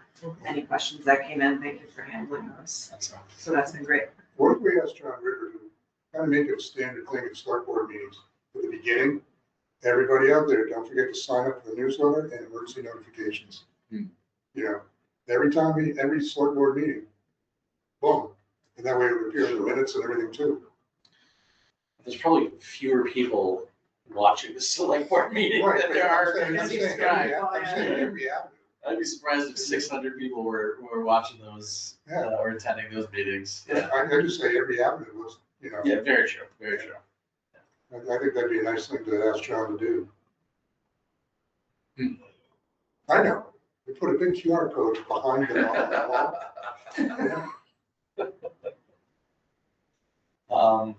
John, move your head. All right, any other notes or anything? No, okay. Belchertown.org. All right. Lots going on here. Lots going on. So you can see on your agenda, there are two sub items here. One is current ADA and design status, as well as any additional discussions. And then B, Civic Plus's request to showcase Belchertown.org on their site as a success story. So Whoa. yeah, so that was an ask that came through for them. So, you know, you have questions, you reach out to your people and you hope that your people get back to you and answer your questions. And we've gone through customer success managers at an alarming rate, super fast. And, you know, when you have a case, you open a case with them and you get a little case number and stuff. And when the case closes out, like, they send you a survey. They're like, hey, tell us how you're doing. So like my last case totally failed. They never gave me an answer. I had issues with our current customer success manager. Like I had a question for him. It had been 3 days. I didn't have an answer. Like, I don't know, maybe because my background is in government, I come from business and I expect answers within typically 24 hours, but I'll give you a 48-hour grace period kind of thing. And I wasn't hearing anything. So I like took the survey, my customer survey, and laid it out on the line how I felt about them. And prior to this, they had come and they said, oh my gosh, we did an amazing job. You guys, Belchertown won an award from the state for your website. We want to make you a success story. And I had sent it over to Chris and I was like, you know, honestly, like when other people in the Commonwealth were like, would you work with Civic Plus? I'm like, ask Rick. I've had all these issues. Like, I like their tools, they're limited. Would I like them to be better? Yes. Is their customer service great? Not so much. Like I wasn't feeling, and I felt like, you know, B's on there because I felt like if we went off there as a success story, we were saying We're happy with we're happy with what they do, right? And I wasn't fully comfortable with that, and that's why I wanted the committee to talk about it, because it was a committee that launched the website for Civic Plus. So anyhow, you know, I fill out the survey, my guy's not getting back to me. Now all of a sudden I get an email from a new person at Civic Plus, Michelle now. Dan's gone, Michelle's in. So is this rapid turnover at their company or? So I asked her, I'm like, what's going on? So she's like, I've got your survey, I'm so sorry you're going through this, yada, yada, yada. And I was like, what happened to Dan? Like, Dan's like my fifth guy. Like, is he still there? Like, what's the deal? And she's like, oh, well, now you own enough products that you've increased your level of engagement with us. I was like, somebody always told me this would happen eventually, right? So Dan's not qualified for level 5 service, huh? So yeah, so apparently we have enough products now, and I don't remember buying any new products, but so like, yeah, and apparently like the way the contract was written with Kevin being the person that owned the account, my emails, like if they were coming from Kevin, they would have been more important. So we fixed all that. And Kevin's still the guy listed for working on our DNS and everything else, and he's the IT support person on the account now.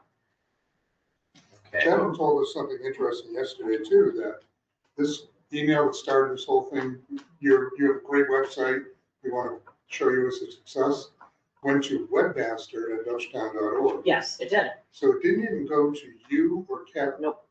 So to me, that's telling me somebody who's just cruising the websites. And oh, theirs looks good. Let's, you know, let's pick them. So, I mean, So I don't think it was. is the bottom line on, you're asking whether or not we should accept this award? Well, we have the award from the state. I They mean- want to make us a customer success. So kind of like rounding out this whole story. So I fill out the survey, tell them how unhappy I am. My new person with my new customer service level contacts me, and we have a conversation, and I laid it all out for her. And I got the apologies, and I said to her, I said, you know, we just went through this facelift on the website.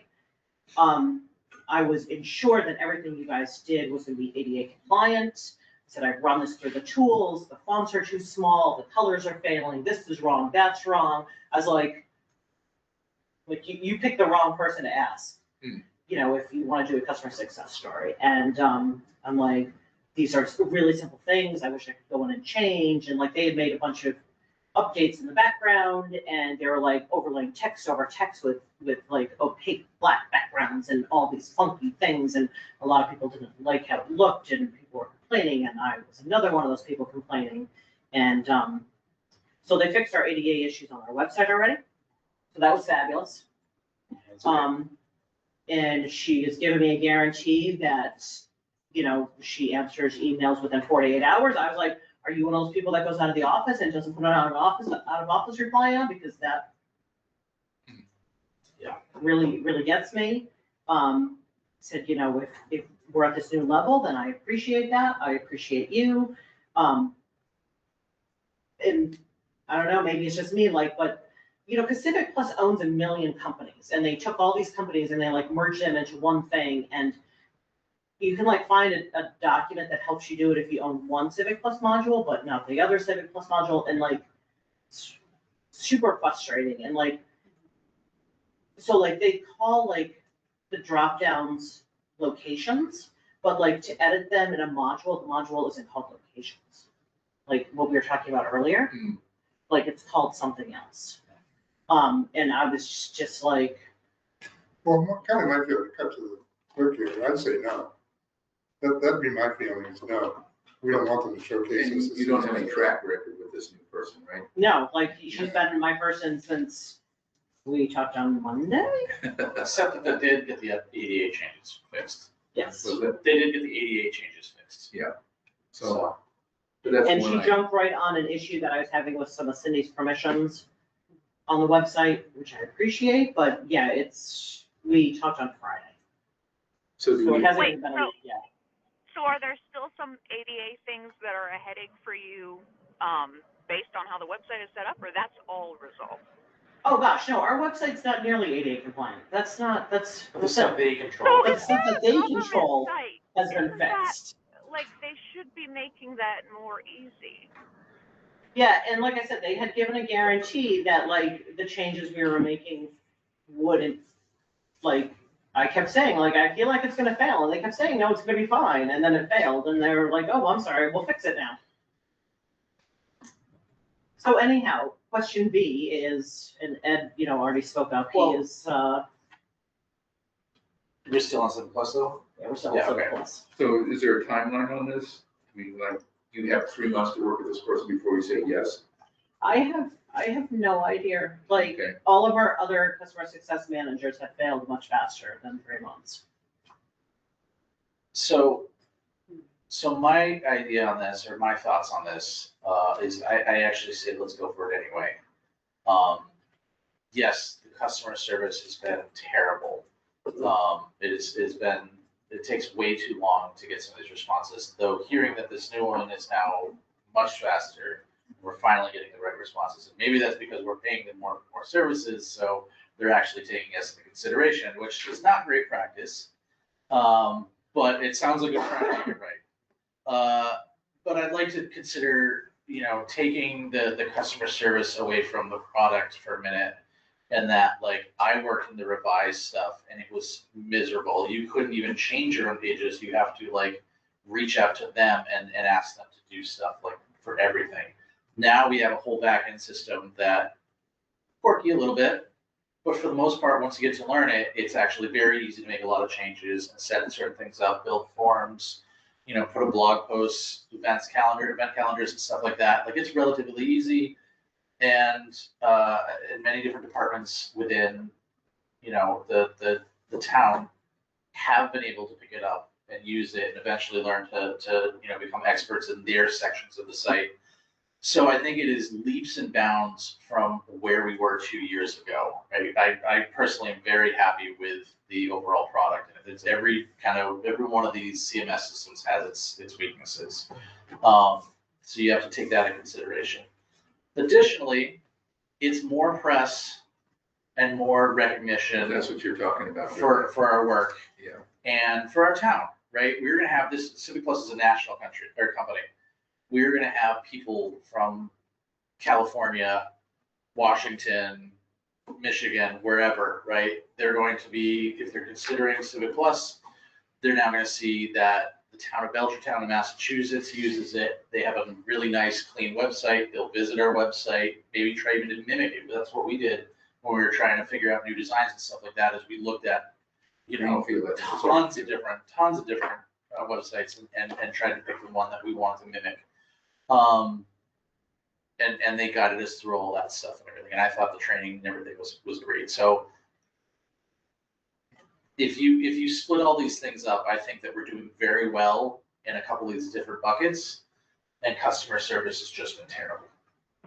Well, it seems a little crazy that you don't have in-depth analytics of who's coming to the site and how they're interacting with it. That is true. That is something. Although we fixed that by did we get our own Google tag in there? Oh, they stripped it back out. We should put it back in. I don't know if you want to put it back on every single page. I will. Well, I don't have to put it on every single No, page. it Just put it on the. It only picks up the homepage. Oh, it did? Yeah. Okay, because I thought I put it in the footer, and therefore it carried over to everything. Because No. the footer is global. Yes, the footer is global, but we only have analytics for the homepage. Okay, On well, that's Google. miserable. Yeah, it is. Yeah.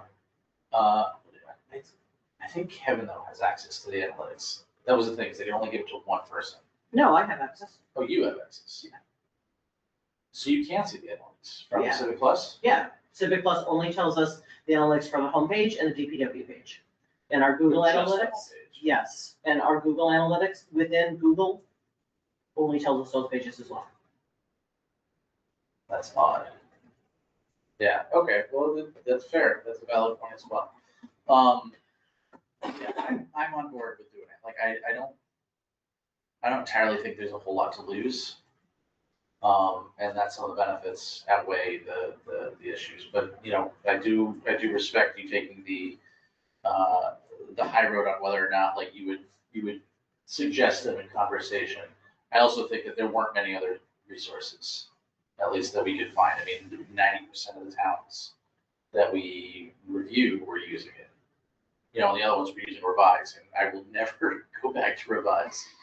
So, Yeah, it's up to the committee. Like I said, they sent it in to Kevin. Kevin was, or they sent it in to Webmaster, which means Kevin and I both got it. Kevin was all for doing it. I was like, I have reservation. I'll bring it up to the committee. We were going to talk about it last meeting. We're talking about it now. Yeah. Like, if the committee feels that it's something that we should do, then we'll do it. If the committee says don't do it, then we won't do it. I would say I don't know enough about it to give you a good informed opinion. yeah, I mean, I'd love to come out today with an answer for you because you have been waiting for over a month to like find an answer to that. At the same time, they haven't asked That's for fair. a follow-up. So if you guys need more time to think about it and discuss it amongst yourselves. So I guess that's my question to you guys is obviously you want some more time thinking about it, so maybe we should just hold, but if people felt strongly one way or the other, we could put it to vote. I would love for her to have a track record with service before, you make a final decision. So, Wait, is there a timeline I missed in terms of like, is this re-upping a contract? no, it's just at some point when we approve, they'll feature us, or if we say no thanks, then that passes on the opportunity. Ah, gotcha.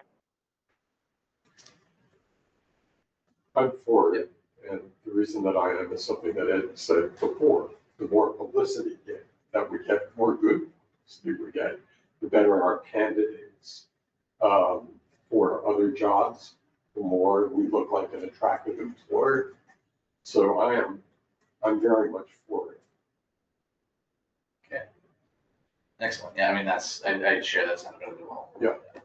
I'm sorry Katie's dealing with what she's dealing with. Yeah. It's I part of the appreciate job. that you're doing it, yeah. And maybe one of the things we can do is leverage this in some way, get back to them and say, well, you can do this, but here are the things that you have to do for us. You can use it, you can use this in your publicity, the honor that you're giving us. But here are the 10 things you have to do for us. And if you don't do this, then. We'll ask you to take down. Yeah. I can, and if you guys decide you want more time to talk about it, I can forward you the link from their website where they highlight the different municipal websites that they featured. So if you want to see like how it's going to be used, I can send that over to everybody. Sure. You can see. So it's on this link that I'm going to send you. You got to scroll like 60% of the way down to find it. So. Ed, you said earlier you're not. Yeah, I mean, I agree with Mark, and I was actually gonna bring that up. First of all, there's no urgency in this, it doesn't have to be done right away. But also, yeah, you hold this over their head, say, because, put it this way, if you don't do this stuff for us and people call us up, guess what we're gonna tell them, Yeah. We're not a completely happy customer. Yeah. I would leverage it, just like Mark said. I would. I was gonna suggest a similar thing, but not as eloquently, so, thank you. Yeah. Okay. Did we do A already of your? We did not, but I guess we'll vote on it next time. I'll put that on the agenda that we'll attempt, I guess, see if we get seconded on holding the vote, but I'll push for that. So the issues that we made for ourselves in our facelift have been taken care of regarding the AD on the website. So that's a plus.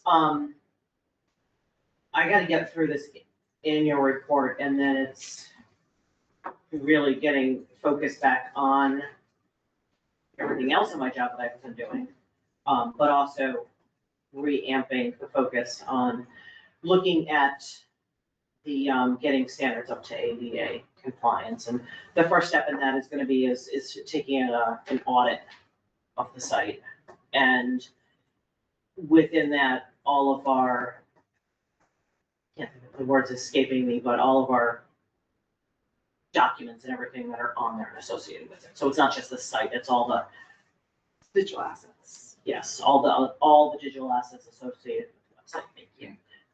That's the first step, is that we have to take that audit. And then, once we have that audit of all of those digital assets, we have to decide what can safely be put into an archive on the website. And then working our way back out of there regarding getting then looking at the assets and being like, should this actually really be a web page? Because having something as an HTML file on a website is the gold standard versus having it be an accessible PDF file. There's a lot of forms like that too. Yeah. UW has a ton of forms that are all PDFs. And those are all forms that we just convert to forms on the website. So we can apply right down there. Yeah. Offer them the PDF. And Right. I've been mentioning that to people too, as they've been doing things. Like committees have been coming out with new forms and even like the viewfinder thing, like people are really like, can we make this available PDF? And I'd be like, let's make it a form on the website instead. Because if you don't do it now, you're gonna be forced to do it next year. And some people have said no, that's their prerogative. But lots of people have said, yes, let's do it. So we are definitely taking those steps. But then we'll be looking at like, redesigning committee pages because everything has to be laid out and going hand in hand with doing this ADA is finishing up this piece of branding project. Branding has been waiting on the town seal in order for us to complete our branding guidelines for the town. And I have to have the branding guidelines for the town done for the website because within branding guidelines, that's where you spell out and you tell people like you have to write AM and PM is 2 letters capitalized, no punctuation, right? Like that's where you put these things. And that has to go out because that's that component we've been talking about, consistency as people type things in. The locations we talked about earlier and the drop downs are gonna streamline things like that. So there's a lot of work to do. And it's not, October yet, so I'm not panicking, but I panic every now and then, like when I look at something or I realize someone uploaded something new and it's like egregiously wrong and I spend 5 minutes hyperventilating and I might send Chris an email, and then I get over it.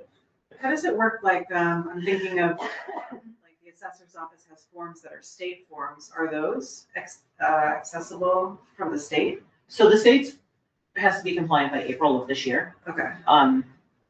And the state is pushing out a lot of tools to us and a lot of training to us. And when you work with third parties, it's your job to like hammer home to the third party that their tool needs to be compliant. So like the GIS mapping service that we use is one of the most popular ones, but it's not compliant. And really everybody that uses this tool should be writing letters to this software provider, putting the pressure on them to get their tool in compliance. Because the statutes don't have anything against, like, it's the municipalities that are being upheld to it. Whereas like the GIS software, people could face a private lawsuit from somebody, but they don't have this hard deadline like we do. So it's, Well, they're an external service, and if they take any money for it, then they already need to, right? That's I've mentioned that before, that like restaurants and stuff like that opened up like online ordering immediately got hammered with PDA compliance. So as a company, like the state departments were given a timeline when they had to be compliant, but companies are like already well overdue to be compliant. So it moves them to get it done. Yeah. And we have our main website that we have to worry about. The library has to worry about theirs. And they have the technical expertise to do it and they're on it. The town's gonna have to help the rec department, because they fall more within the purview of the town government than the school department, whereas the schools are on their own to do theirs. But we also have to take care of like the committees that have web pages, like the fair's website and the historical commission bylaw website and the Lake Wallace Sensory Trail, like all of those have to be brought up onto level 2. Okay, and that brings up the question, is there a plan? No. So- No. Okay. Does there need to be one? Yes. Okay. And I know the first step of that plan is to do our inventory. But like I said, everything right now has just been town report. I wasn't criticizing. No. I simply asked. No, there absolutely has to be found, and I feel like it's the perfect project to put into our new tactical plan outline that we've set up. Yes, that's already on my list. I have a handful from both Mark and you of things that should absolutely be on there. Yeah, sorry, I didn't have that stuff done. You're gonna do all driver? No, I was passenger this morning, so I probably should have. I understand some people talk to ChatGPT while they're driving. Yeah, that's right. I was gonna suggest though, and I really don't have the time for it, but I understand that it needs to get done, and it's fine if it takes a few months. I have previously written scripts, and I've also worked with Adobe software, where you have to work with an API connection, but you can have it bulk review and update at least like any of the OCR stuff where it's so if it's just a flat picture PDF, you could you could take like 100 of them at a time, send them through this API service that Adobe has set up, and given a span of time, they will send them back, and they should now be at least readable.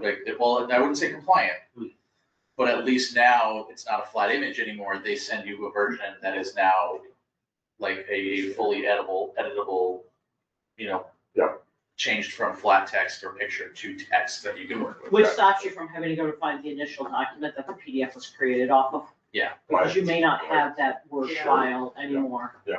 Yeah, some of these forms, God, I worked with one for the DPW, and it was just like, it was almost incoherent by the format and everything, where it's like, even if I sent it through a service like that, I'd be spending another 4 hours just trying to make it compliant. Some of these you definitely look at it and it's like, this just needs to be rewritten. Like, it just needs to be, melted down and resculpted. But yeah, some of those, so if you want to try, I could just go on the website and grab a few of them. It would cost nothing to send them through. They're all public documents. But also some of the smaller pages, I would also be willing to help out the fair committee or, whoever, if there's smaller sites, I could start with those and just see if I can get access to them and make them compliant. So. Thank you. Yeah, I can help with that. Can I ask, is there an obvious way in which AI can be used in this workflow? It seems like if you give it a set of rules for review and editing, it could be. There's a lot of tools that we can use to help with the workflow that aren't necessarily AI. Mhm. And AI can certainly help, as we go through it, we can't just be looking at making the website ADA compliant. The website's missing a lot of structural issues. There's a lot of pages that are missing metadata and stuff like that. So if we're literally touching every page to do this, we should be fixing every page 100%. And not just slapping an ADA Band-Aid on it and being like, I'll come back next year and deal with the metadata. So Yeah. If I can get access to some of these services, and depending on what they use, whether it's a WordPress or if they're actually just flat code that somebody's written, which I know some of them have done because that's the cheaper option.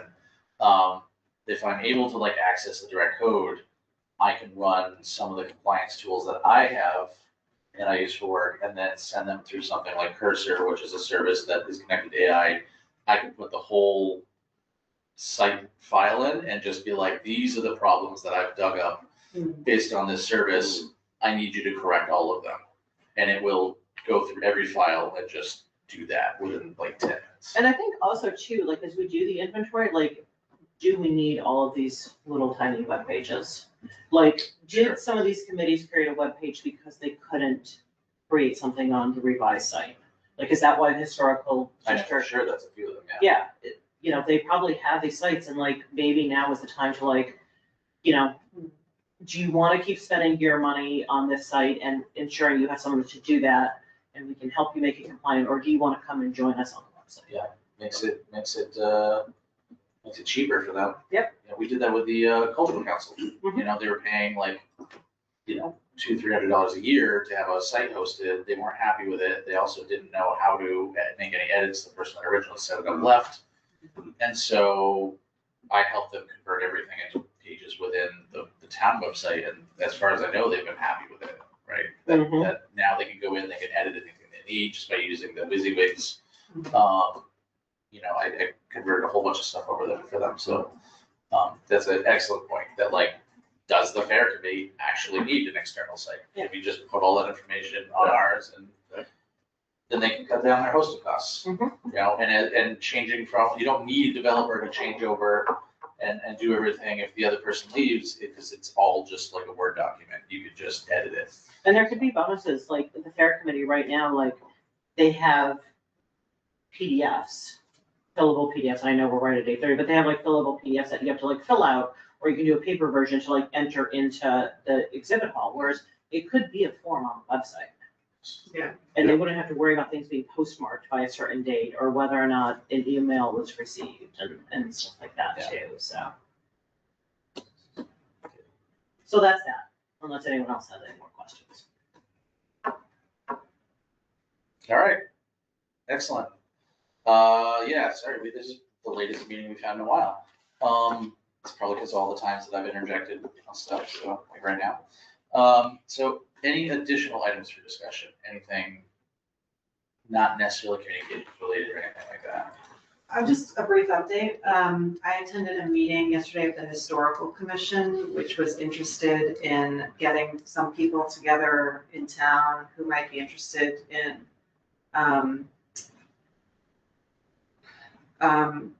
doing an event or a series of events related to the 250th of the country.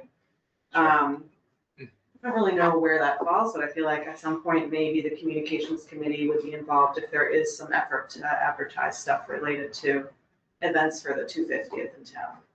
I have no other Are they information. taking the lead on this, or are they just asking? I think they don't want to take the lead. And so right now, it's not clear. Okay. Yeah, and it's quite late, like to organize a bunch of stuff. I guess, yeah, When is the official? 4th of July, Well, so, Yeah, I guess. yeah. yeah, but there could be like a series of things, and I know there are other things happening in town that could be potentially featured as things that the community might want to be involved with, so. I feel like that's an email from the select board, right, to all the chairs, to like, do you have any ideas? Do you have anybody who wants to participate, like, not to put it off from us, like, I think it'd be great for us to help out with any, like, getting the word out and Yeah. assisting in anything like that. But like, that is definitely like they need volunteers for this, they need ideas for this. Let's get all the committees involved. This 250th is not gonna happen next year, right? Everybody should have some way they can contribute. And it makes sense because we talk about all the times that committees are duplicating efforts because they're not communicating with each other. Mhm. So if one email goes out to all the committees saying, hey, what are you doing, and getting everyone talking Who does the food truck Fridays? Cultural. cultural. Wouldn't that be an appropriate committee? I think so. And Absolutely. in the historic, the Stonehouse would be an appropriate. I was there as the Stonehouse, Oh, yeah, with a okay. couple other Stonehouse people. But that's, the historic was different than the Stonehouse, yes? Yeah, the Historical Commission is the town body, Stonehouse is another Yeah, topic, yeah. Yeah, that would be my suggestion off the bat, Mm, is take it outside of this meeting even, and bring it to the select board. yeah, That could be maybe something you just ask Steve to promote. yeah. Um, Jen Turner was there and she's okay, part of the brainstorm, so maybe I'll talk to her a little bit more. yeah. Okay. Yeah, and honestly, whatever they need from us, we'll brainstorm, but like our biggest thing is like making sure it's in the newsletter, making sure it's on the website. Yeah. Getting the word out as best we can. Put something on see if we can get the side of the road placards or the signs or something. Yeah. if there's something going on. Okay. But yes, I think absolutely we should brainstorm that. An old town picnic on the town common on the 4th would be an event that possibly be into mind. Yeah. All right, okay. So should we talk about that community summit meeting that's going to happen on the 14th? I feel like that should have been a bullet point item. That should have been a bullet point, yeah. But I mean, it's 14th, it's, We will have another meeting before that, but on the 12th. right? Yeah. I have to go, I'm sorry. Yeah, no, that's okay. Let's send something out to everybody to help just brainstorm about, and you can send me feedback on that. So I will not be there to tape it at all. I will be able to comment that during my thing. Okay. So I've let Esther know that, so it's gonna be taped or recorded. Somebody else from BCTV will have to be doing that. Yeah, I'd appreciate it if someone was there. Okay, next meeting, March 12th, 6:30. I We all don't, good? I will not be. All right, that means no one else can, flake if, I can't make it. That's right. So as soon as you know if you can't make it on the 12th, Yeah. stay in, because otherwise we don't have quorum. Got Any it. chance you can call in? Or are you completely? Okay, I'm working that week out of Florida. gotcha. Okay, yeah, we might have to move it if anybody else can't make it. That's all. And I move to adjourn. Second. All those in favor? All right. Bye. Excellent. Thank you very much. Thank you. Kate, are you working tomorrow? Yes.